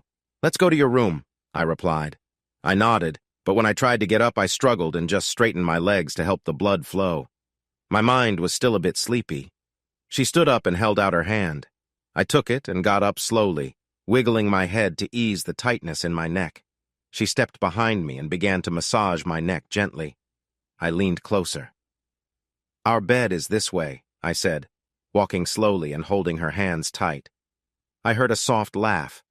I turned off the lights and moved carefully into my room, with Rebecca right behind me, her gentle touch relaxing me. I stopped by the bed and let out a yawn. A soft light from a street lamp came in through the thin curtains. I turned around, trying to remember if I had any pajamas because I hadn't worn them in a long time. I heard her moving around and then getting into bed. She moved closer and rested her arm over me. I felt her warmth and started to wake up. "Shh," Rebecca whispered. "Let's just sleep." She cuddled up to me, her warmth against my back. Her hand rested on me, gently touching my chest. I soon fell asleep again. My alarm, as always, was very annoying. I was in the middle of a strange dream, one that wasn't bad, but it quickly disappeared with the loud beeping sound. The sound was grating, like nails on a chalkboard. I reached over and hit the clock a few times until I found the snooze button. I rolled onto my back, still keeping my eyes shut, and the warm smell of coffee floated through the air. It was Rebecca. I sat up and turned off the alarm completely. I couldn't recall setting it up the night before. I spent some time digging through my closet to find my robe, the one I hadn't worn in ages. When there are no visitors, you don't worry much about being covered up. I stopped looking for my clothes after I couldn't find them. Instead, I put on the same pants I wore yesterday and a t-shirt. When I looked in the mirror, I saw my hair needed brushing. I decided not to worry about it and walked toward the smell of coffee. I leaned against the wall by the entrance to the big room. Rebecca was in the kitchen, focused on cooking something. Her robe looked much nicer on her than it ever did on me. I enjoyed watching her. She was so involved in what she was doing. I could hear her humming softly, and it made me smile. She seemed to notice. "Good morning," Rebecca said cheerfully. "Coffee and pancakes?" I didn't usually eat breakfast, but coffee sounded nice. "Yes, please," I replied, and sat down at the counter. "You woke me up," Rebecca nodded while pouring a cup of coffee. Do you want cream or sugar? Just black, I said, shaking my head. Rebecca handed me the cup with a smile. Everything felt so smooth and familiar. I remembered her mentioning that the tips weren't great. I thought she must have worked as a waitress. Thank you, I said. The coffee tasted good. It was strong enough to keep me awake, but not too bitter. I'm sorry about last night, Rebecca said. I set my coffee down and looked at her. She seemed genuine, but thankfully she didn't look as upset as she had before. I'm not, I replied. I think my answer surprised Rebecca. She seemed unsure of what to do with her hands all of a sudden. I liked having you close to me, I said quietly, hoping she would understand. She went back to cooking and flipped 4 small pancakes. When she turned to face me again, I could see she was feeling stronger. I struggle with relationships. They often go wrong, and I'm not sure I can handle it if you don't feel the same way, she said. I raised my eyebrows in surprise. I could sense that something special was beginning to grow between us, but she seemed focused on what might go wrong. She faced the pancakes cooking on the stove. Are you warning me? She pointed to the pan. I took another sip of coffee and watched her lift a pancake with the spatula to see if it was ready. What if I don't listen to you? I might make things hard for you, Rebecca said quietly. I couldn't help but let out a small laugh. She turned to me a bit annoyed. The garage is just the beginning, you know.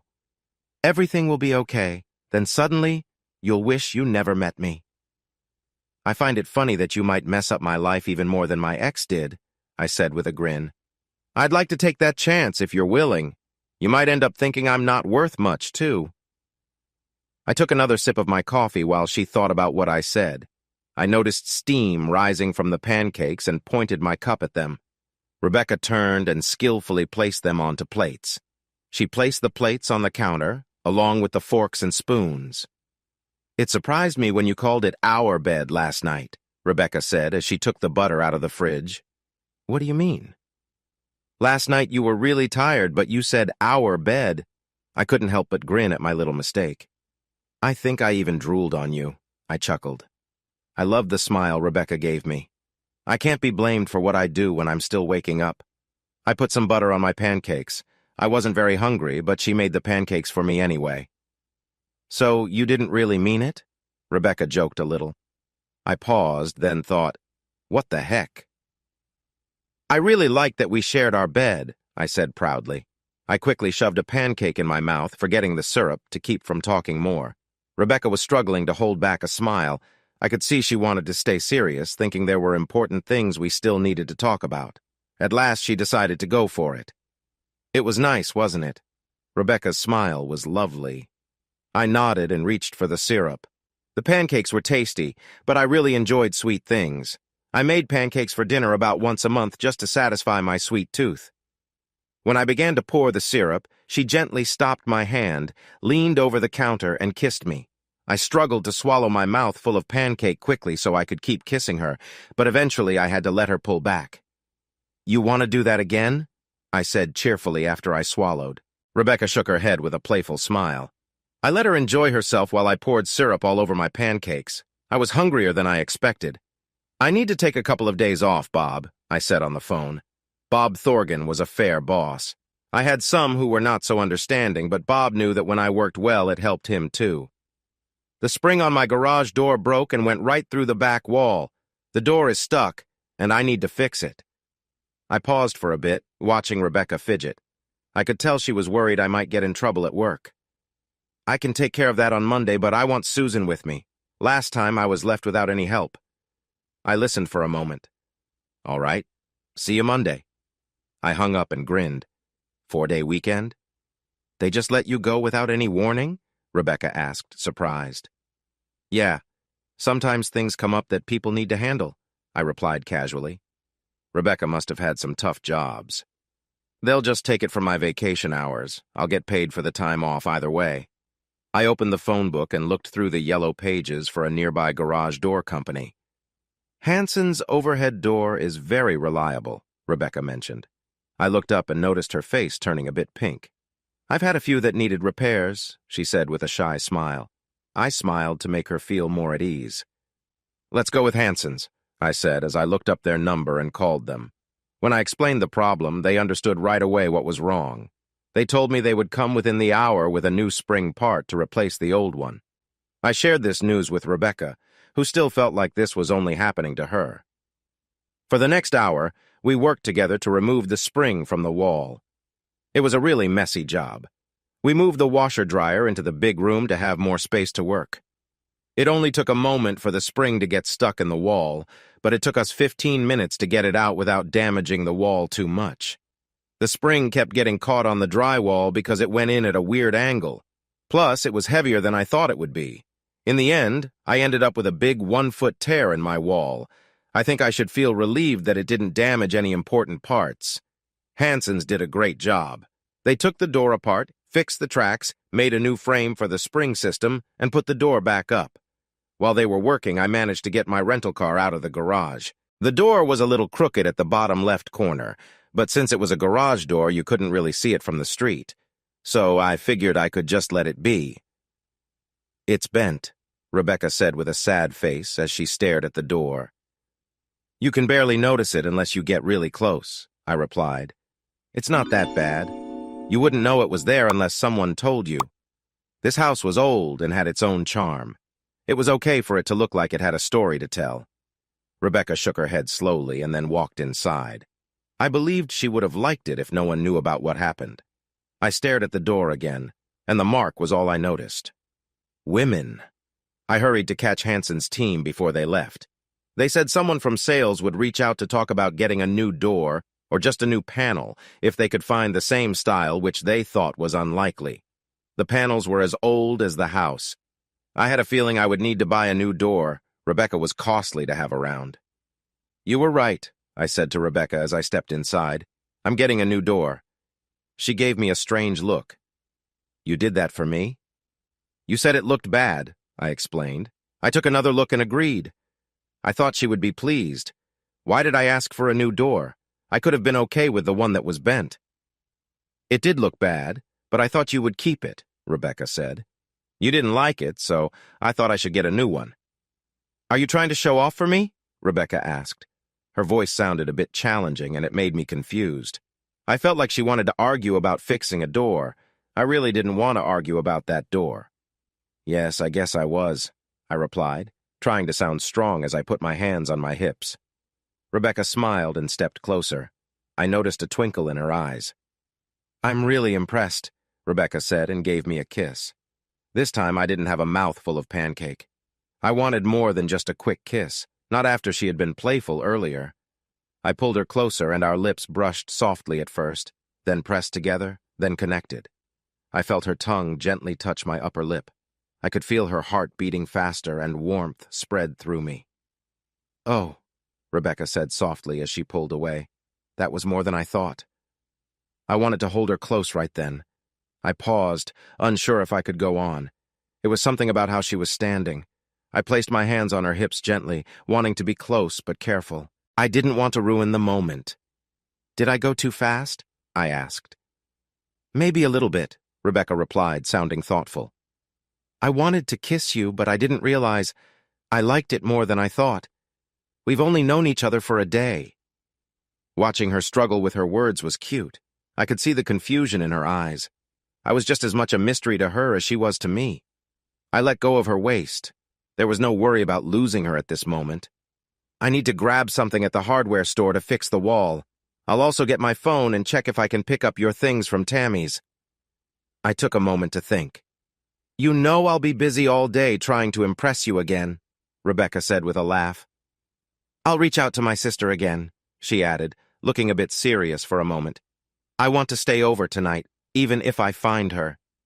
"I would love for you to stay," I replied, enjoying her smile. This time I gave her a quick kiss. First I drove to the phone store. It felt strange not having my phone with me. It didn't feel bad, but I missed having it with me. I felt a little strange without that small rectangle sticking out of my left pocket. I was the only customer in the shop. It was my first time there, and the young worker helped me before I even had a chance to greet him. "It's in the back, Mr. Richardson. Just give me a minute," he said, and then he went into the back room. I wandered around, looking at a display of phone cases. I had a phone case once, but I didn't like how heavy it made my phone feel. I smiled to myself, thinking a case might have protected my phone when Rebecca dropped it. I was heading toward the tablet section when my foot tripped on something. Without thinking, I pulled at it. I heard a loud screech, and I turned just in time to see a tall stand with lots of phone cases tipping over in slow motion. My weak try to catch it came far too late. When it fell, the blankets spread out on the floor like frightened mice. 3 workers came out from the back room, their faces showing surprise. My foot was still stuck at the bottom of the rack, and trying to set it back up only made things harder. "I'm sorry," I said quickly. "I don't know what went wrong." "Don't worry, Mr. Richardson," the tech guy said as he handed me my phone. "We'll handle this." His tone was a bit rude, and I didn't feel like I could argue back. He knelt down and untangled my shoelace from the stand. The other workers started to pick up the fallen cases. "I'm really sorry about this," I said again. He brushed me off without replying. I felt foolish. The other 2 didn't look at me. I decided to leave, feeling embarrassed all the way up my back. I stayed in my rental car for a bit, letting my emotions settle down. I understood some of how Rebecca felt. It was a hurt that ran deep, like a fire inside the mind. Rebecca must be feeling really hurt. I could help her, in my own way. At least I was happy to have my phone back. That reminded me to call Tammy. It was a short chat. For a moment, I thought Tammy might end the call, but she decided I could pick up Rebecca's things as long as Rebecca wasn't there. I found that a bit silly. I planned to tell Tammy how I felt after I had loaded Rebecca's things. I got the address and ended the call nicely. Tammy lived in an apartment building. Her place was in the back on the 4th floor. It was a secured building, and there was a guard at the entrance who made me show my ID to get in. I sensed there was money here, but I felt it was lost, trying to shut out the outside world. I parked in a guest spot near the door the guard pointed out as the best place. I had to talk into an intercom before Tammy let me in. Tammy was a big woman, not the kind who needed 2 plane tickets, but someone who truly enjoyed her food. She spent a lot on her hair, which was styled in tight curls and stuck in place. It looked like her light brown hair could withstand a strong wind without moving at all. She was older than Rebecca, but what caught me off guard was her warm smile. "How is Rebecca?" Tammy asked. I wasn't prepared for that question. I thought she wanted me to leave. "Upset," I said honestly. "She wants to talk to you about it." I almost went on a bit about being kind to others, but her friendly face made me stop. "Yeah, that's not really like me," Tammy replied. "Kathy felt it was better not to let Rebecca depend on me too much. She knew I would give in if I spoke with her again." "Kathy?" I asked, taken aback. What was happening? Kathy. Her sister. I couldn't reach Rebecca's phone 2 nights ago. After the insurance company called, I called Kathy. Something felt off, but I let it sit in my mind and followed Tammy into what looked like a spare room. The apartment was larger than my house. The walls seemed to have artwork that was more valuable than my whole house. "These 2 boxes belonged to her, and those 3 suitcases, too," Tammy said with a sigh. "It's not much to show for her life." She shook her head gently. "The fire really took away her motivation." I picked up the first box and moved toward the door. "Here, this will help you get back in." Tammy tucked her keycard into my back pocket since my hands were too full to hold it. I put the first box in the car trunk and went back inside the apartment. "So Kathy told you not to talk to Rebecca anymore?" I asked as I reached for the second box. "She believes Rebecca needs to learn how to take care of herself," Tammy replied, nodding her head. "Rebecca keeps getting into trouble, and people keep helping her out. I help the most." I lifted the box, unsure about that idea. "So you both were just going to leave her there?" I asked. "Leave her in jail? No one mentioned anything about jail." Her eyes grew big. "Oh, that poor girl. How long was she stuck there?" "Just 1 night," I replied as I walked toward the door. A little later, I returned for the suitcases. "I'll call Rebecca," Tammy said when I got back. I didn't know about the jail. It was the 3rd time something happened with one of my cars. I was a bit upset. I thought I would let Kathy handle it. "Tammy has been looking after Rebecca since they were young," she said, seeming a bit shy when talking about the jail situation. "I just hope the man Rebecca hit doesn't take me to court for a long time." The strong words she used didn't match what I knew about her. I could see she felt bad for not paying enough attention to Rebecca and was trying to explain herself. "Yeah," I joked. "I heard that guy is not very nice." The look on Tammy's face was worth a million smiles, but I struggled to keep a serious expression. I chuckled and said, "I'm not taking anyone to court. I just want to stay away from lawyers. I've had enough of that for a lifetime." "Did she hit you?" Tammy asked with a smile. "Yeah," I replied, lifting two of my suitcases. Without really thinking, I said, "Just a little tap." The words surprised me. It was just a common saying I misused. I rushed down to the car with my bags. When I came back for the last suitcase, I saw Tammy pouring 2 glasses of juice. "Sit down," Tammy said, pointing to a chair. There was a worried tone in her voice. "Please." I sat down as she passed me a glass of white wine and took a seat across from me. "Love tap?" "It's just a saying," I replied. The wine tasted nice. Tammy gave me a puzzled look. "Rebecca needs support, but I'm not sure if the guy she hit with her car is the right person." I felt confused and a bit annoyed. I set the wine down and got up to grab the last suitcase from the guest room. "Sorry, I didn't mean to say that," she said. "You think it's better to just ignore her, and now you want to question me," I replied, trying to stay calm. "I'm not sure if Rebecca needs friends like you." "Please," Tammy said, pointing to the chair. "You're right." I sat back down but left the wine where it was. "I just don't want her to get hurt." I shook my head. "I'm confused. She's grown up enough to make her own choices." I looked around the apartment, at the pictures on the walls and the nice furniture. "Why does it matter to you?" Rebecca seemed so different from Tammy. I felt like I was missing something, and I wasn't sure if I wanted to find out. "I was friends with her mother," Tammy said. "Really close friends. When she died, I promised to look out for Rebecca, that's all." "So you just stay away from her?" I wasn't sure I wanted to stick around any longer. Tammy leaned back in her chair and looked at me for a moment. "What do you do for work?" she asked, forgetting my question. "Excuse me?" I replied as I stood up again. "I think I'll just finish packing and leave." I didn't understand why she was suddenly asking me so many questions. It didn't make any sense, and I figured it was best not to know. I walked to the guest room and got the last suitcase. I gave Tammy the keycard as I walked out. "Please don't hurt her," Tammy said when she took the card. She seemed really worried. I noticed her eyes were more moist than usual. I almost told her again that she was the one causing the pain. But I decided not to say anything. I simply nodded and went to my car. She was a puzzling person. Next, I went to the hardware store. I spoke with someone who knew a lot about fixing things. Then I collected some joint compound, wood for furring strips, mesh drywall tape, and a small piece of drywall. I couldn't help but laugh because the small piece cost nearly as much as a full one. My skills at applying the compound were not great, but the hole was behind the washer and dryer. If it didn't look perfect, no one would see it. When I got home, the house smelled fresh like a pine forest. The kitchen was shining and tidy. I could see my reflection in the shiny handles of the kitchen tools. I called out to Rebecca, and I heard her soft voice from the bathroom. I went in and found her in the shower, cleaning the hard water stains that had built up over the years. "What are you doing?"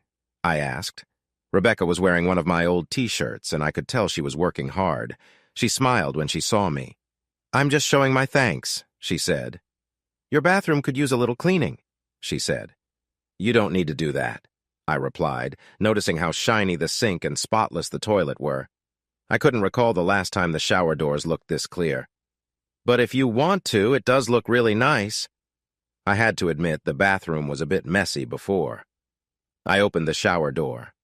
"Thank you," I said, and gave her a soft kiss. A warm, soapy hand moved around my neck and brought me closer to her for another gentle kiss. I felt my heart racing again when her lips opened a little, and she brushed her tongue gently. I almost lost my balance stepping into the shower, and she pulled back, giggling. "Let me finish this," Rebecca said, giving me a quick kiss. Her smile faded as she looked into my eyes. "I want to spend the evening with you. It might be too early, but I don't mind." I smiled back, feeling my cheeks heat up more than they should have.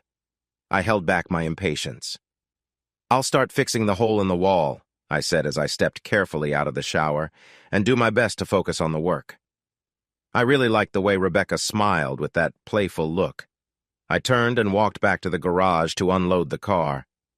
But all I could think about was her. She was more appealing as she grew more sure of herself. I kept trying to picture what was underneath her t-shirt. I remembered the warmth I felt when I held her hand last night. I thought about whether her underwear was still blue or if she had switched to a different color. My thoughts felt messy, and I found myself getting lost in them.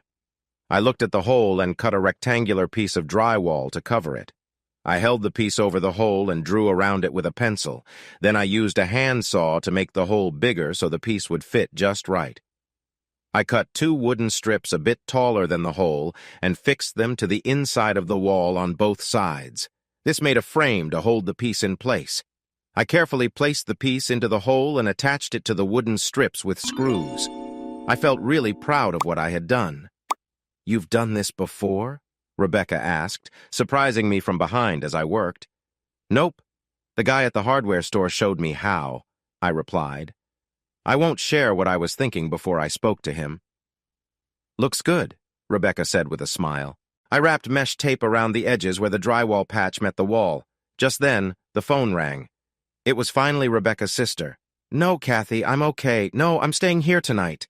She glanced up and smiled at me. I understood that smile. "Damon Richardson. No, he picked me up yesterday."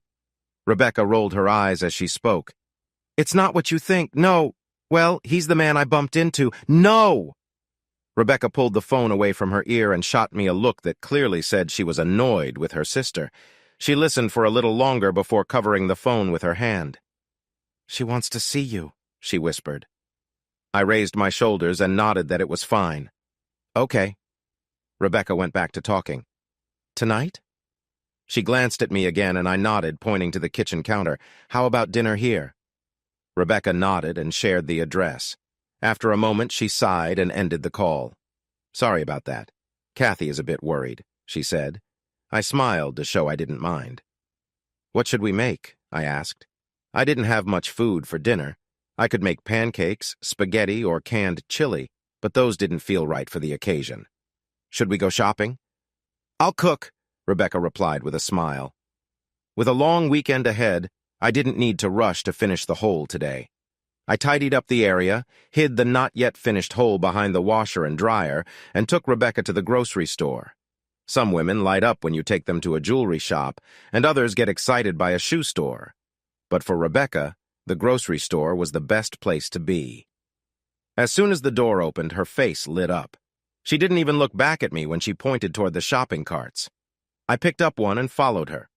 Rebecca had a special talent for cooking, and I was her helper. It was really fun to watch her shop. She seemed to know exactly what she wanted. She picked out some lettuce, butterhead, and red leaf. I mentioned the easy bags that had lettuce already cut into nice pieces. Rebecca laughed, not really with me, but at me. She quickly gave me a light kiss to make things feel better. She picked out some red cabbage, raisins, walnuts, and a small box of raspberries. It wasn't the usual iceberg lettuce and ranch dressing I was used to, but I liked raspberries, so I decided to give this unusual salad a try. Next, we chose a 2-pound sirloin tip roast. She tossed in some cayenne pepper and olive oil. She told me I already had the other needed items at home. I was pretty sure I had A1 sauce, but I didn't think that's what she was talking about. We had to return to the salad dressing section because we forgot the red wine vinegar. I was focused on reading the label, trying to understand what made it special, when I felt arms wrap around me from behind. I felt a gentle kiss on my neck. "Thank you," Rebecca said softly. "For what?" I asked, hoping she would keep holding me. "Thank you for everything and for inviting my sister to dinner," Rebecca whispered, her voice warm against my ear as her hands rested on my chest. I nearly let the vinegar slip from my hands. I tried to turn around in her embrace, but she let go and stepped back with a playful grin. "You're just teasing me," I said, trying to be serious. "Yes," she replied, but her eyes seemed to say more. I chuckled as she took my hand and pulled the cart toward the checkout. She was looking at me, her gaze bright, as she steered the cart straight into a display, and a pile of cereal boxes fell over with a crash. Not just one or two, but the whole thing fell down. I saw the color leave Rebecca's face, and her confidence fade away. I thought it would pass quickly, but it lasted longer than a moment. I noticed the lines start to show around her eyes. Her body jumped when the thing hit the ground. People looked over, and Rebecca seemed to shrink away. It hurt to see those few seconds. I felt tightness in my chest and my throat. I knew I had to stop it. I wrapped my arms around Rebecca. She didn't resist when my lips touched hers. I wanted to be with her and help her forget everything else. In no time, the grocery store seemed to disappear. Her hands reached out and pulled me closer. I lost myself in the moment, her gentle lips meeting mine, creating a world that was just ours. She came back to me, feeling stronger and more vibrant. "Excuse me, sir," a man in a white coat called to me. I slowly pulled away from Rebecca. Her eyes were shining and my heart raced at the sight. I looked at the man, smiling wide. "Sorry, I got distracted," I said. "The cart slipped away from me." The man glanced at Rebecca and then back at me, smiling. Rebecca put her arm around my waist and leaned her head on my shoulder. It felt nice to have her close. "It's okay, sir," the man said, trying not to laugh. "If you pull the cart back, we can get this cleaned up." I pulled the cart back while the man gave me another look. It was a look that said I was lucky. Absolutely, I thought. The house smelled amazing. There was a wonderful aroma of meat cooking slowly in the air. I could feel my mouth watering, but Rebecca wasn't letting me into the kitchen. It was odd that I was allowing her to do this. I actually liked the fact that she had taken over and made the kitchen her own. I liked the strong and confident Rebecca. "That smells great," I said as I sat at the other side of the counter. "You would be a great chef." "That's my dream," Rebecca shared with a smile. "But I always end up waiting tables instead." It didn't sound sad. She was just saying what she thought. "Why not open your own restaurant?" I said, as Rebecca put the lettuce she was pulling apart into a large bowl. "I need money for that," Rebecca replied. "It takes around $500,000 just to build it, and about that much again to keep it running for the first year." She had really thought about it. I didn't know if I could help her get that much money. Maybe I could have before the divorce, but now I was just lucky to get a decent loan for a car. The doorbell rang and stopped our talk. Kathy was older than Rebecca, and I didn't notice much of a family look between them. When I said hello, Kathy had a serious face. It felt like she was judging me, and I was sure she would find faults. But when Rebecca came from the kitchen to greet her, Kathy's face lit up. There was something about Kathy that bothered me. I knew I would be checked out by her, but that wasn't the main issue. Something just felt wrong. When Rebecca showed up, I felt something change in the room. It didn't seem real to me. The way she acted around Kathy made me uncomfortable because they were quite different in age. I didn't like how Rebecca seemed to look up to her, changing the way she stood and moved. It wasn't a great start, but I decided to set aside my doubts and try to begin fresh. "I'm really happy you're here," I said with a smile. "Rebecca's cooking has been making my stomach growl for over an hour. I wasn't sure I could wait any longer." "She cooks for you?" Kathy asked in a sharp tone. Rebecca didn't seem to pick up on the mood, but I certainly did. "It's hard to stop her," I replied calmly. I was tired of trying to be nice. I realized that this dinner would take a while.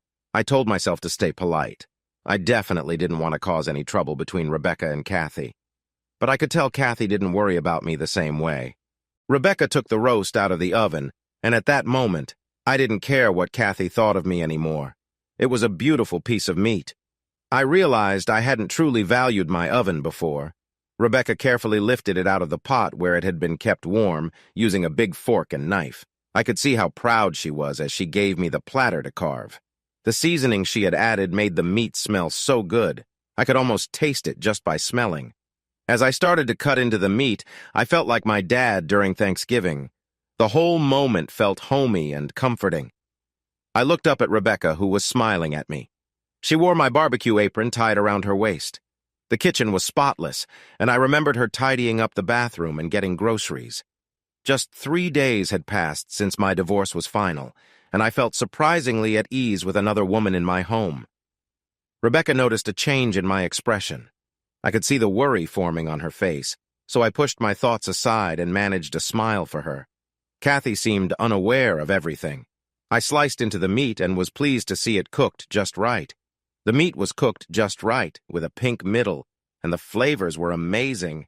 I had to admit Rebecca really knew how to cook, I kept the A1 sauce in the fridge. So what do you do for a job? Kathy asked as we enjoyed our dinner. I was chewing when she spoke, and the meat felt tender in my mouth. Maybe being at home wasn't too bad after all. I work at Bradford Insurance and Casualty, I replied when I could speak again. I'm part of the computer team. I usually didn't share much more than that. A longer explanation felt a bit dull. How long have you been at your job? Kathy asked more questions. I suppose since she was Rebecca's only family, she had the right to know. 9. No, 10 years now, I answered while mixing my salad. I was searching for more raspberries. The dressing Rebecca made paired nicely with the raspberries and nuts. It was a combination I never would have imagined. Do you want to do something more than just insurance? Kathy kept going. Rebecca caught me off guard when she took some more raspberries from their container and added them to my bowl. It was like she could read my mind. There's a job opportunity in that, I said, smiling at Rebecca to show my gratitude. I'm content where I am, so I don't see a reason to change. Must not pay well, Kathy said without holding back as she glanced around my small house. My first thought was that I might choke on my food. I took a step back and realized I had to tell her the whole truth. I didn't want her to hear it from someone else. I went through a long divorce, I admitted. It really hurt my finances, but everything is stable now. You were married? Kathy asked with a look of disapproval, glancing at Rebecca. She seemed to think Rebecca would be surprised, but Rebecca just gave a gentle smile and nodded. Yes, for 9 years, I answered, then quickly added, but we were separated for the last 4 years. It was settled just a few days ago.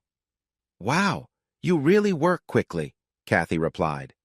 She popped a big bite of salad into her mouth, as if she didn't care about her own words. Knock it off, Rebecca said firmly, looking straight at her sister. I felt relieved it wasn't a weak relationship. In fact, it made me feel good. I didn't like the idea of a defenseless Rebecca. I smiled and chose to ease the tension before we both started saying things we might regret later. Kathy is just concerned about you, I said kindly. I understand why. I defended Rebecca's sister for being curious about us. Everything was happening too fast. I took a bite of my roast to buy myself a moment to think. I was letting things get tangled up too easily. That is a lovely aquarium, Kathy said, trying to shift the topic. I think she saw that she had gone a bit too far, so she chose to be more friendly. It was nice to see her wanting to make peace. We spent the rest of the dinner talking about how to take care of saltwater fish. Kathy liked watching Mufasa move around. It's funny how your view of someone can change when they show interest in what you love. When we finished eating, Rebecca started to clean the dishes. I told her to sit down. She made the meal, so I would do the washing up. The thought of her cleaning again bothered me a bit. It felt better to keep things fair and hold on to some of our freedom. Kathy surprised me when she took a towel and insisted on drying. Rebecca looked happy. You're rushing things, Kathy said softly when Rebecca went to the bathroom. I understood she wasn't talking about the dishes. Shouldn't you talk to Rebecca about this? I asked, handing her a clean bowl. She took it and started to dry. I already tried, Kathy replied. She's feeling weak. The fire and the accidents have hurt her confidence. I'd feel better if she came back with me tonight. At least she was being honest. I thought for a moment while I washed a plate. Everything was happening so fast. The comfort I felt was also a bit scary. I shook my head. We work well together, I said, giving her the clean plate. I scolded myself for being scared of feeling safe. After you finish with her, she'll end up crying at my door, Kathy said meanly. I thought about how long it would take to make someone suffer in a kitchen sink. I paused my washing and took a deep breath. I'm going to overlook that, I replied stiffly. I went back to washing the plate I had been cleaning. No, I had to think again. You need to trust Rebecca. If I really meant what you think, you wouldn't be here, I said. Kathy stepped back when I handed her the clean plate. She took it carefully. Maybe I looked a bit intense. I'm sorry, Kathy said firmly, then dropped the towel on the counter and set the wet dish next to it. I wasn't sure what she was sorry for. Just then, Rebecca walked back into the kitchen, interrupting our talk. Let's go for a walk, Kathy suggested, putting on a smile for Rebecca that didn't seem genuine. Rebecca looked at me and I nodded my head to show it was okay. The two of them left the house, and I let out a sigh of relief. because I wasn't fond of Kathy.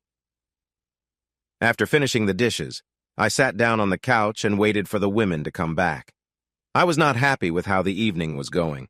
I thought I would get some tough questions, but I didn't expect such harsh judgment. I poured myself a glass of wine and played some music. I closed my eyes and relaxed, trying to let go of the stress. The first thing I noticed was a soft touch on my lips. Gentle and warm, they stirred me from my short nap.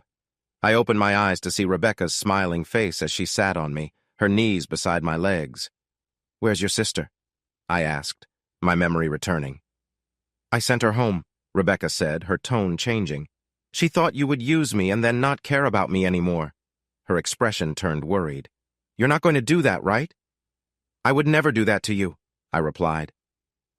Rebecca leaned in and kissed me again, her lips soft against mine. I wrapped my arms around her, holding her a little tighter. She brushed her lips against my cheek and then paused near my ear. "I really hope you want to be close to me," Rebecca whispered softly. My heart raced at her words. I needed to set things straight before I lost my courage. "I didn't come here just for that," I replied. It sounded odd saying it, but I knew I had to make it clear. I felt a smile on my face. "And I'm not doing this because you helped me out," Rebecca whispered. "I just want to be close to you, Damon." I had never heard anything like that from a woman before. It was clear that she wanted me, and I felt the same way. I leaned in and kissed her, pulling her shirt out of her pants. She laughed and helped me take her shirt off. Then I moved on to her top. I struggled with the latch in the back while she looked into my eyes, smiling. The latch opened, and I gently pulled her top down her arms. Rebecca didn't seem shy as I looked at her. She looked even better than I had imagined. I set the top aside and held her in my hands. Her eyes sparkled as I softly touched her. She reacted to my gentle touches, becoming more aware of my presence. I leaned closer, feeling a strong pull of affection, and gently kissed her. She sighed softly, and I could sense a rush of warmth in her. I then turned my attention to the other side, savoring the moment as my heart started to race. I realized it had been quite a while since I felt this way. I gently rubbed her neck while smiling at what she found funny. "What's so funny?" I asked. "My sister," Rebecca replied as she sat up. She kissed me warmly. "She said we wouldn't get along, that it would be dull." "It definitely wasn't dull," I said, feeling a rush of excitement. I chuckled, my heart racing. She held my face in her hands and kissed me again. She pressed her forehead to mine and looked deeply into my eyes. "I don't think your sister likes me," I joked, trying to lighten the mood. Rebecca smiled and playfully swayed her hips. "Just forget about her. I am. She just wants me to come back home with her." The idea of Rebecca possibly leaving hit me harder than I thought it would. I knew I had no say in it, but right then I felt so happy, and I wanted this moment to last. "I don't want you to go," I admitted. It felt more like a desperate call than the request I meant. "So, you enjoy being with me?" Rebecca asked with a smile.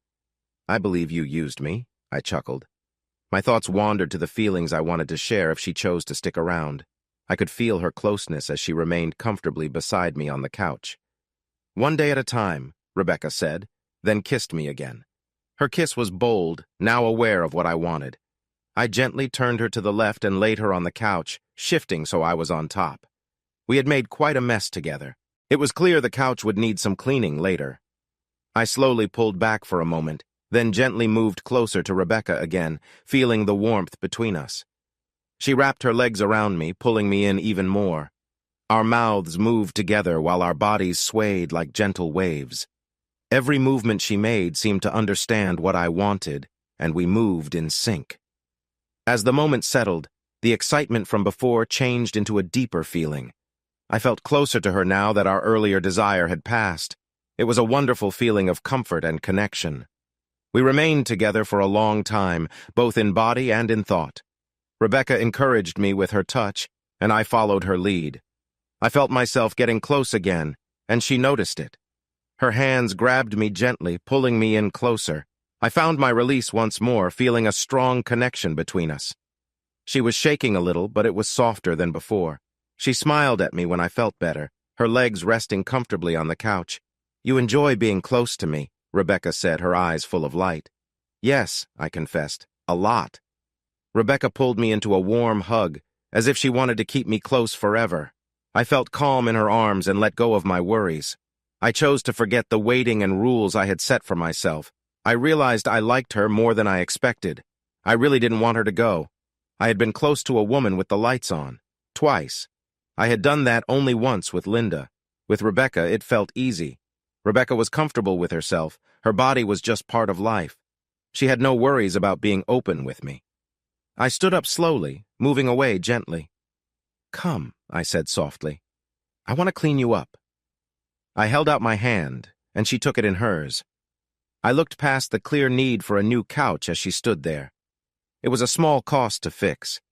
I took her hand and guided her to the clean shower. "My chest isn't that dirty," Rebecca joked as I washed it for the third time. There was something about the soapy water, how smooth and soft it made everything, that caught my attention. I thought of them as things to help feed babies, but I also liked to think of them as my special toys. "They are really messy," I teased, putting my hands around her again. I felt a little bit excited, but it wasn't too strong. I was happy just to have her close to me as the warm water touched our skin. I really didn't want her to go away. "I want you to stay here with me," I said strongly, holding her close as the warm water flowed around us. I was holding her from behind, almost swaying in the rain. "Ask me tomorrow," Rebecca said with a smile, "when I'm dressed." I laughed at her practicality. "I'll still ask," I replied with a grin. "But for you, I'll happily ask again tomorrow and the day after if I have to." I already knew I wanted her to stay no matter what. I felt her shift against me, and I knew that if she kept doing that, it would wake up again, just doing its job after all. Rebecca tilted her head back, and I kissed her gently. A wave of warmth filled me, something comforting and really nice. It felt deeper than just a simple moment. I pulled back from the kiss and turned her in my arms, seeing the same feelings reflected in her eyes. "It's happening too quickly," Rebecca said, a bit shaky. She didn't sound scared, but she was as confused as I was. I held her close, keeping her warm against me in the soft rain. Everything felt like it was moving too fast, yet it was also really strong. It was everything I wanted. I had planned to help Rebecca feel good again when I took her to bed. But the kiss in the shower changed my mind. It felt too intense to continue with what we had started while we were still a bit unsure. I held her close, just as she had held me the night before. It was a flood I could not stop. I cut some of the leftover roast into small pieces. I woke up before Rebecca and wanted to make her breakfast. Making omelets was the only cooking skill I had. I didn't know if a steak and egg omelet would make her happy, but it sure sounded good to me. I had the pan heating on the stove, set to 3. Cooking omelets was all about the right heat. If you got it right, you would have nicely cooked yellow eggs wrapping around the filling. If you made a mistake, the eggs would turn brown or be too watery, and they wouldn't look very good. "Good morning," Rebecca said with a smile. She had quietly come up to me. I glanced up to see her in one of my t-shirts. Her hair was messy and sticking out in different directions. My heart skipped a beat seeing her like this. No sunrise could ever look as bright as her. I set the knife down on the cutting board. "I want you to stay here with me," I said again, reminding her of what I had asked last night. Rebecca was dressed in a simple way, but I didn't want to forget this moment. "Okay," she said with a smile, and I felt more relaxed.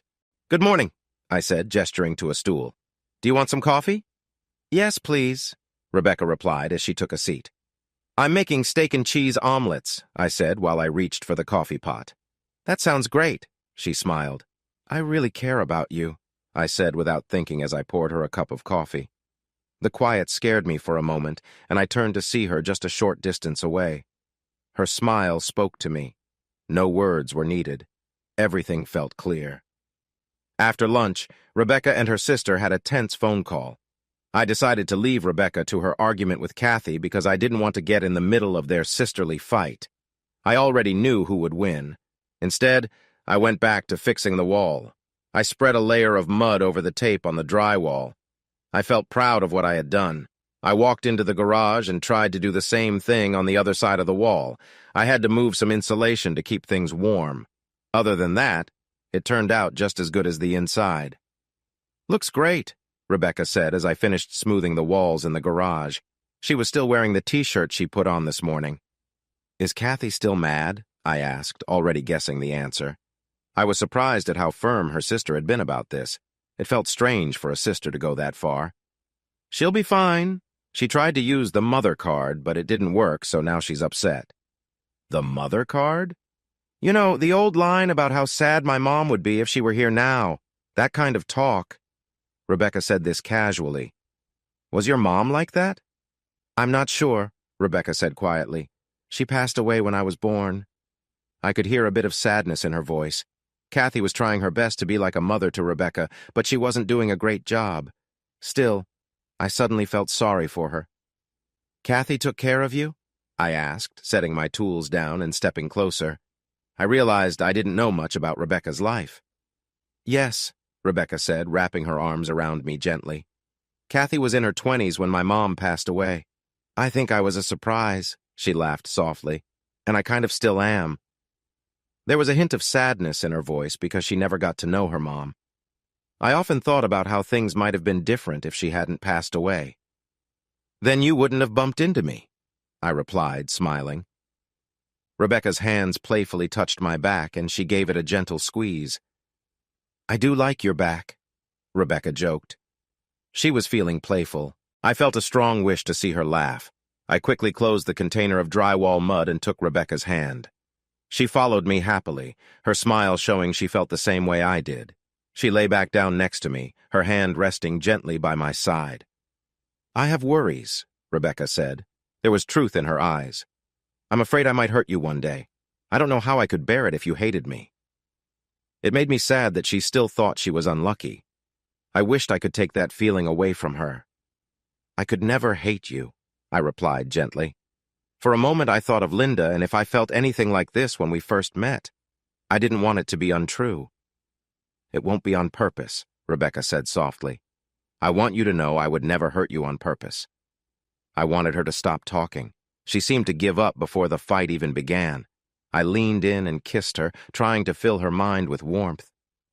No matter what happens, I whispered in her ear, I forgive you. I felt her smile against my cheek. Her hand gently touched me and her lips brushed my neck. I took a deep breath, surprised that the feeling between us was still so strong. You silly man, Damon Richardson, Rebecca said softly. My dear, sweet fool. The warmth spread quickly inside me as her breath brushed by my ear, and her gentle touch sent a wave of love through me. I love you, she whispered. In that moment, I felt so happy. It was a beautiful chaos inside me. My phone rang while we were eating. I had planned to take Rebecca out for dinner, but she liked to make meals at home instead. She found some fresh halibut at the store and made a delicious peach and pepper salsa to go with it. I thought it sounded really strange. I tried it because I wanted to support her. It was amazing. Rebecca really knows how to make food taste great. I checked my phone and saw Bitch Barrow on the screen. I answered quickly, wishing I had changed Linda's contact name back. You didn't call me back, Linda said right away, without even saying hello. Nope, I replied. I knew that my short answer would annoy her. I wasn't sure why it made me feel good. I had told myself that I wouldn't hold any more anger toward her. Are you with someone? Linda asked, still curious. I smiled at my beautiful chef. Yeah, I answered, feeling a bit rude. Rebecca smiled back at me. Is it the same person who hurt me before? Linda inquired, her tone softer now. Yes, I replied, quickly adding, it was just a joke. I'm sorry. Are you happy? Linda wanted to know. Her voice sounded sincere and different from how she usually spoke. What's the matter, Linda? I asked in reply. You can't spend years with someone and not notice when something is wrong. Rebecca's eyes grew big when I said Linda's name. I feel terrible, Linda said. I had a lot of anger and now, well, I wish I hadn't felt that way. I thought about what parts she didn't wish away. I want to make sure you aren't stuck in it either. She would never just ask. It just wasn't how she did things. I forgive you, Linda, I said, and I hope you can forgive me too. I noticed Rebecca making a sad puppy face that almost made me laugh, but it wasn't the right moment. I do. I have, Linda replied with excitement. And what about Damon? Yes, I answered. Tell her she's a lucky girl, Linda said happily before hanging up. After 4 years of anger, Linda had found her kindness again. She wanted to make sure I didn't hold any anger towards her. It felt nice to let her off the hook. It was nice that there wasn't any anger or hate connected to me out in the world. At least we could share that good feeling. "Does Linda want you back?" Rebecca asked with a smile.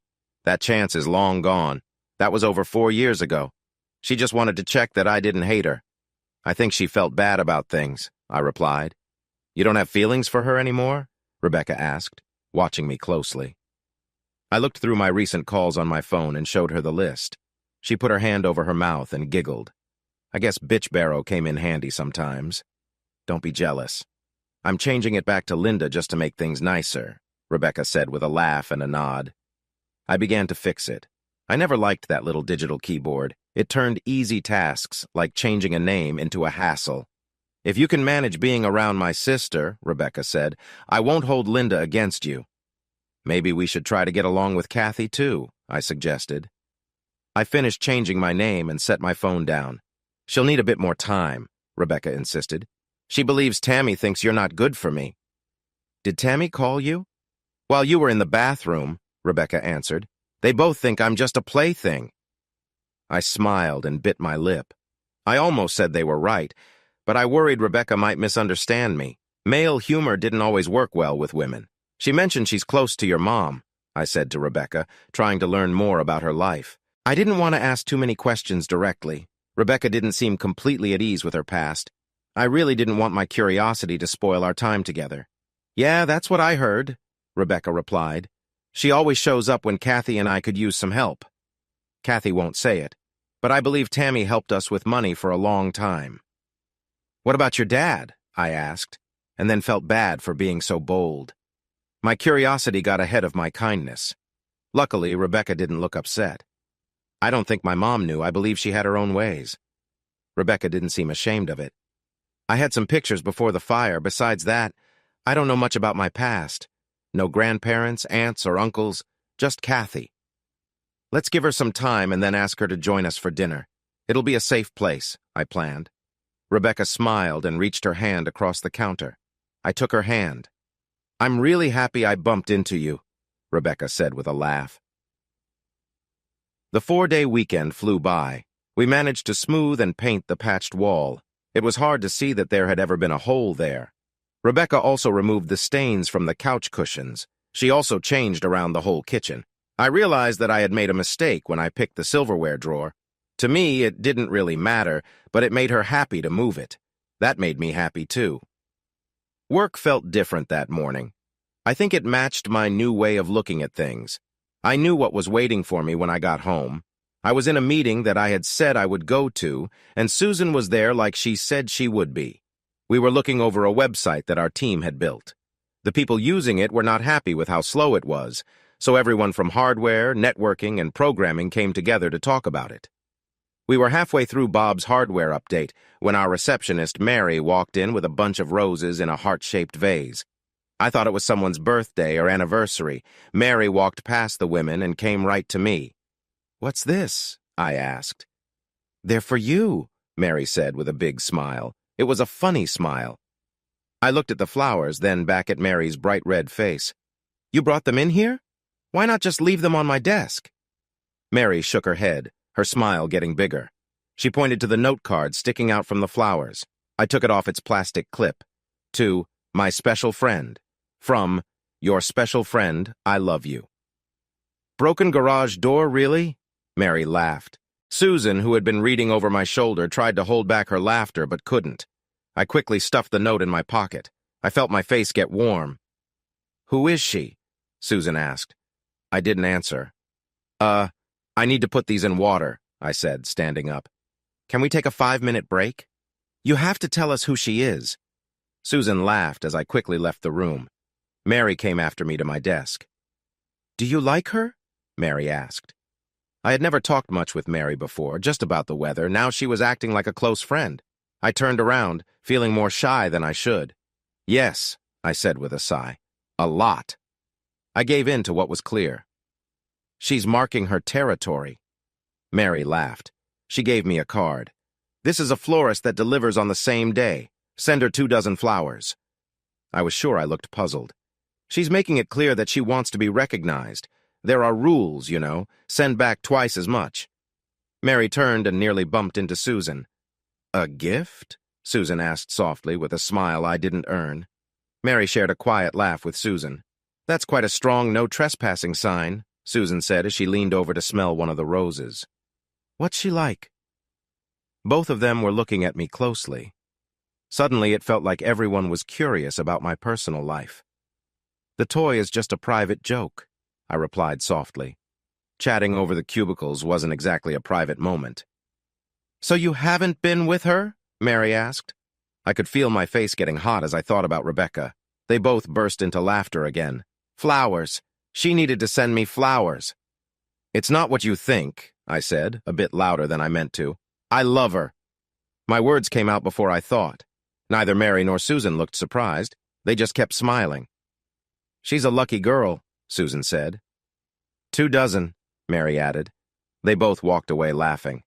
I sat down feeling defeated, grabbed my phone, and ordered 24 roses. Lunch felt odd. I usually went to a sandwich shop and brought my food back to my desk. Sometimes I would switch things up and have a burger for lunch. This time, as I was walking back to my desk, Susan stopped me. She wanted me to come into the break room with her. I didn't really want to, but I felt like I couldn't say no. When I got there, I saw Mary and a compliance officer named Trudy sitting down, as if they were waiting for me. I had talked to Trudy before when I was working on some questions to find strange patterns in our data. It looked like I was about to face some friendly but curious questions. I let out a deep breath as I took a seat. What's her name and how did you meet her? Mary asked. Everyone was looking at me, waiting for my answer.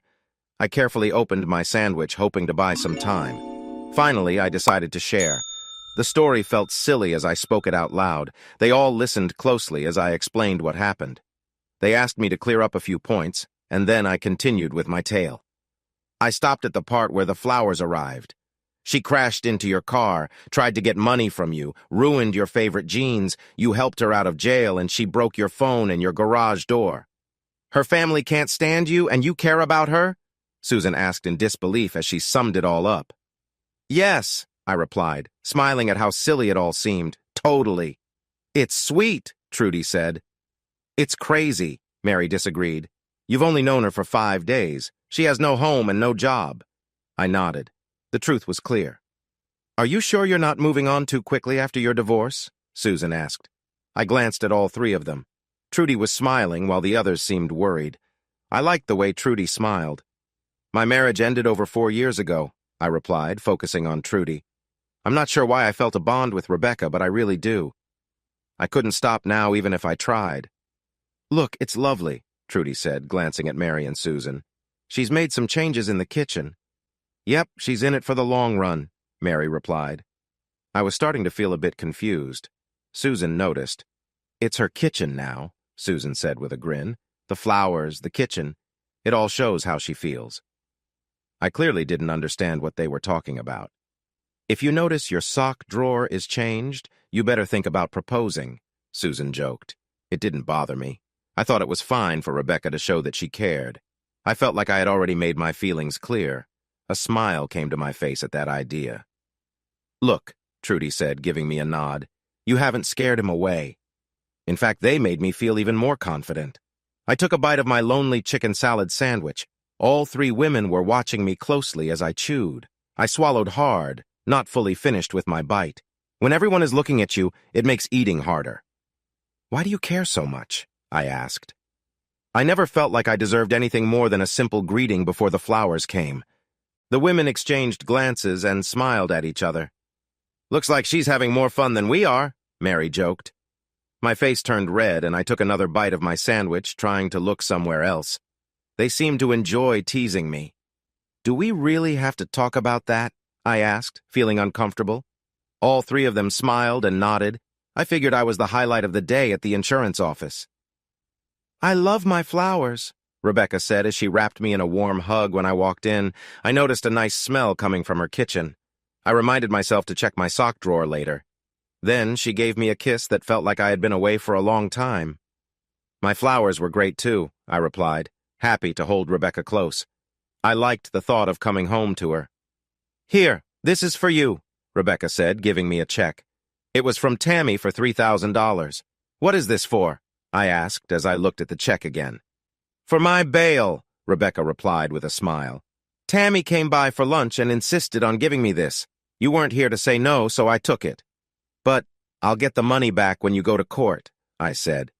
I had decided not to worry about the service fee, and I didn't want to make Rebecca feel bad by bringing it up. She likes to help me out, Rebecca said. She's wealthy, so it's fine. I wasn't sure I would take the check. I'm not comfortable with gifts that big or feeling like I owe someone. But Rebecca seemed okay with it. Does she often do things like this? I asked, smiling so Rebecca wouldn't worry. All my life, Rebecca replied as she guided me to the kitchen. She likes your fish, just so you know. I turned to see Mufasa resting quietly at the bottom of the tank. Tammy and Kathy were an odd but helpful team for Rebecca. I wished I could be more steady, or at least more predictable. Dinner will be ready soon, she said cheerfully. It smells great, I replied, placing the bill on the counter. I'm trying something new, Rebecca said, and you get to taste it first. They're pork chops filled with pesto. She took 2 hot chops out of the oven. It seemed gross, but it didn't smell bad at all. I knew I would eat it, even if it tasted terrible. I got my taste buds ready and went to find a strong drink just in case. Why didn't you ask Tammy to join us for dinner? I asked while looking in the wrong drawer for a corkscrew. Rebecca pointed to the drawer next to it. It was funny how we didn't need to say much. Sure enough, the corkscrew was right where she said it would be. I did, Rebecca replied as she moved the meat onto plates. She said she was busy. Rebecca gave me a teasing smile. I think she was seeing someone special. I couldn't help but smile back. Seeing someone special? I thought she was married. The person she's seeing is, Rebecca laughed. She served some green beans and mashed potatoes onto the plates. The potatoes looked like they had cheese mixed in. I never imagined her like that, I said honestly. I was remembering my brief meeting with Tammy. She seemed too proper to be involved with a married man. Perhaps it was just the fancy style of her apartment that made me feel this way. She has been his girlfriend for a long time, Rebecca went on. I believe that's how she gets her money. She certainly doesn't have a job. Rebecca set a plate in front of me and I handed her a full glass of wine in return. I glanced at my pork chop and the strange-looking green mush oozing out of it. I won't even say what it made me think of. I was starting to doubt my ability to pretend to enjoy this meal. I thought about whether Rebecca would be upset if I added A1 sauce to my food. Rebecca sliced her chop with confidence, dipped a piece of meat in the pesto, and took a big bite. I waited, curious to see if she would find it hard to swallow. This is way better than it seems, she said as she reached for another piece. I wasn't sure if she was just saying that to tease me. I nervously picked up my fork but then decided not to try it. Instead, I went for the potatoes and happily savored their cheesy goodness. The green beans had some crunchy, tasty bits mixed in. It was delicious. At least I was getting enough to eat. Rebecca smiled at me.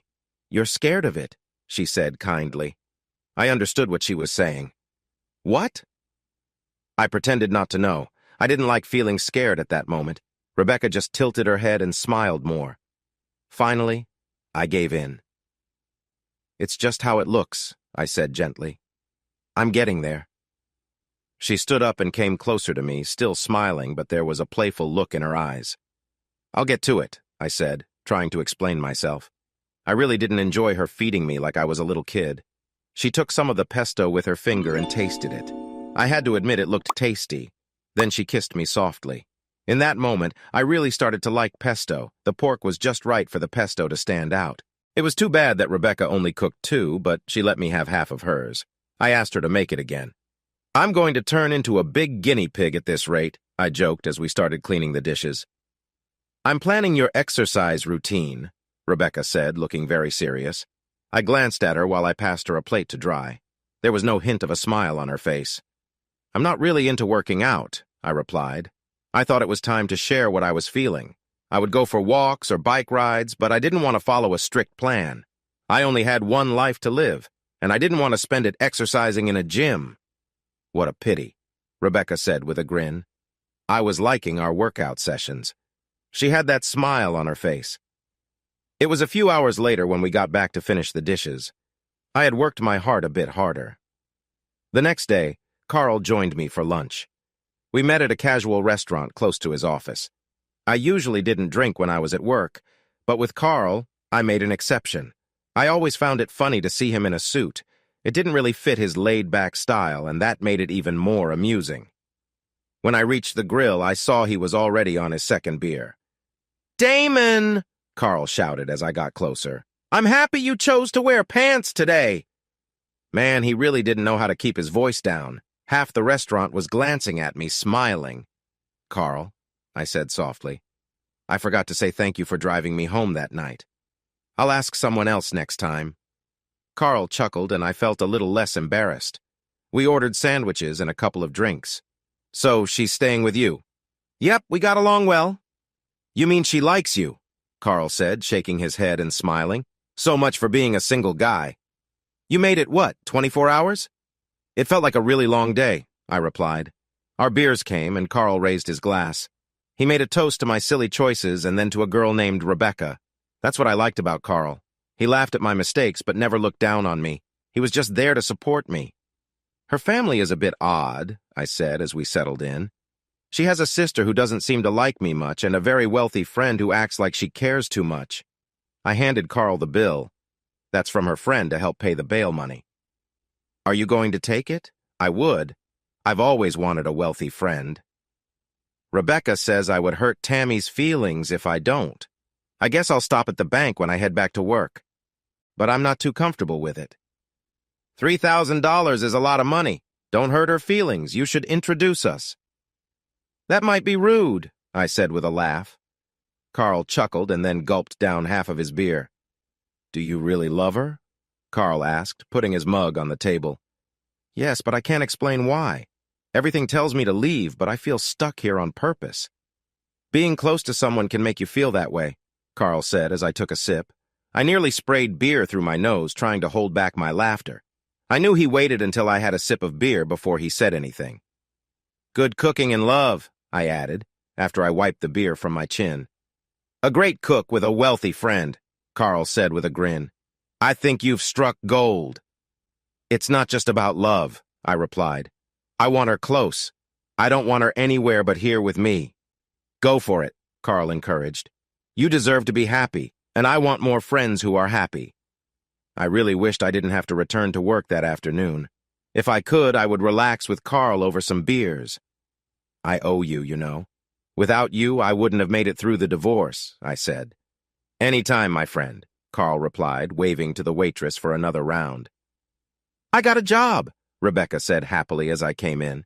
I felt her excitement and gave her a congratulatory kiss, then another. She was wearing my Stay Puft Marshmallow Man t-shirt and not much else, at least from what I could tell. "Where are you working?" I asked.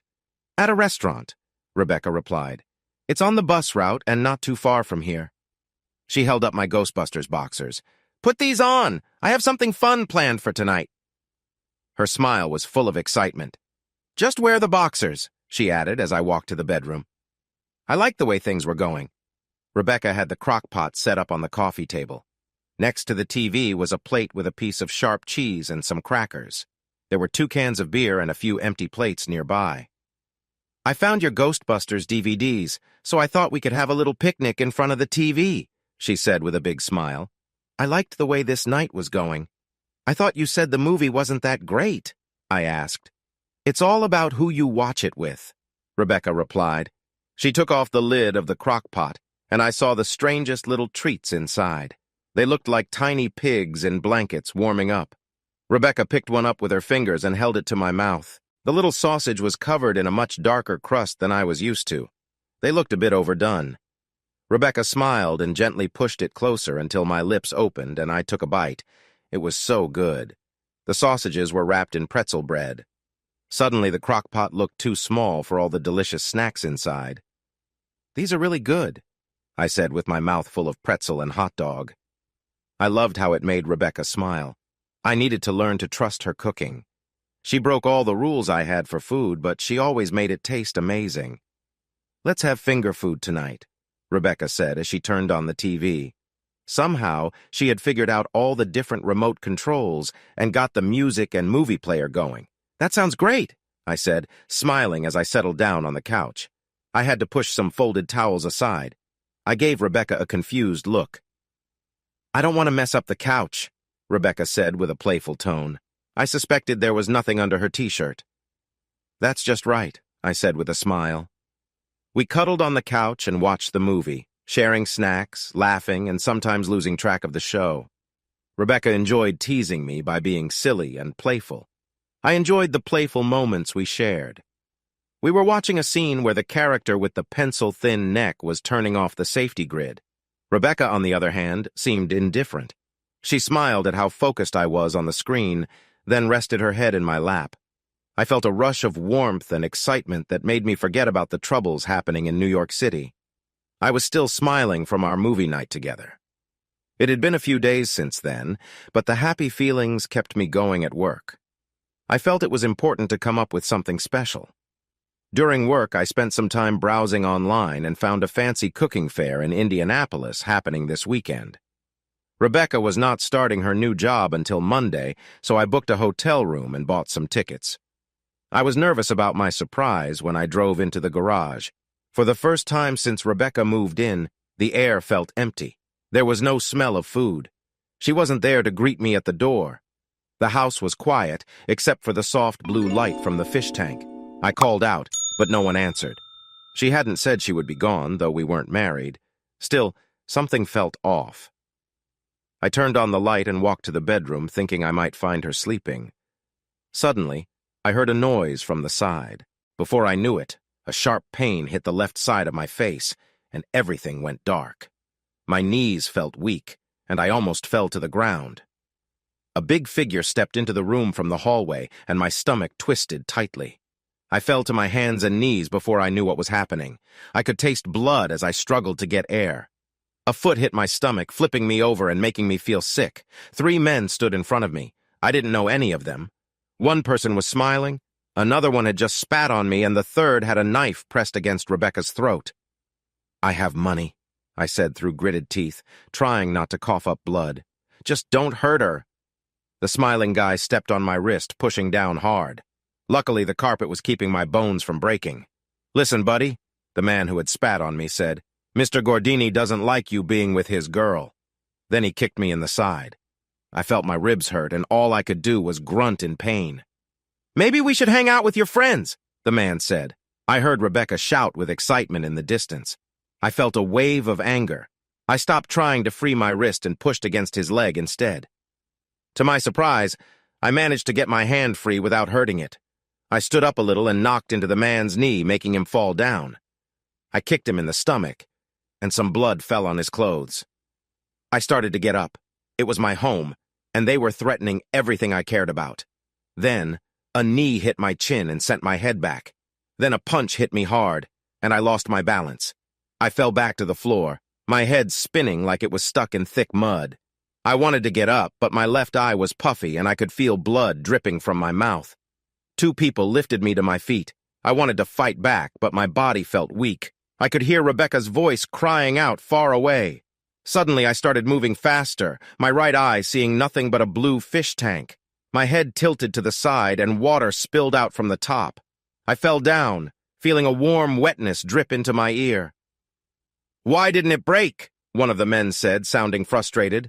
I tried to lift my head, but my neck wouldn't listen. "No!" Rebecca shouted. I heard glass break, and suddenly, a wave of salty water washed over me.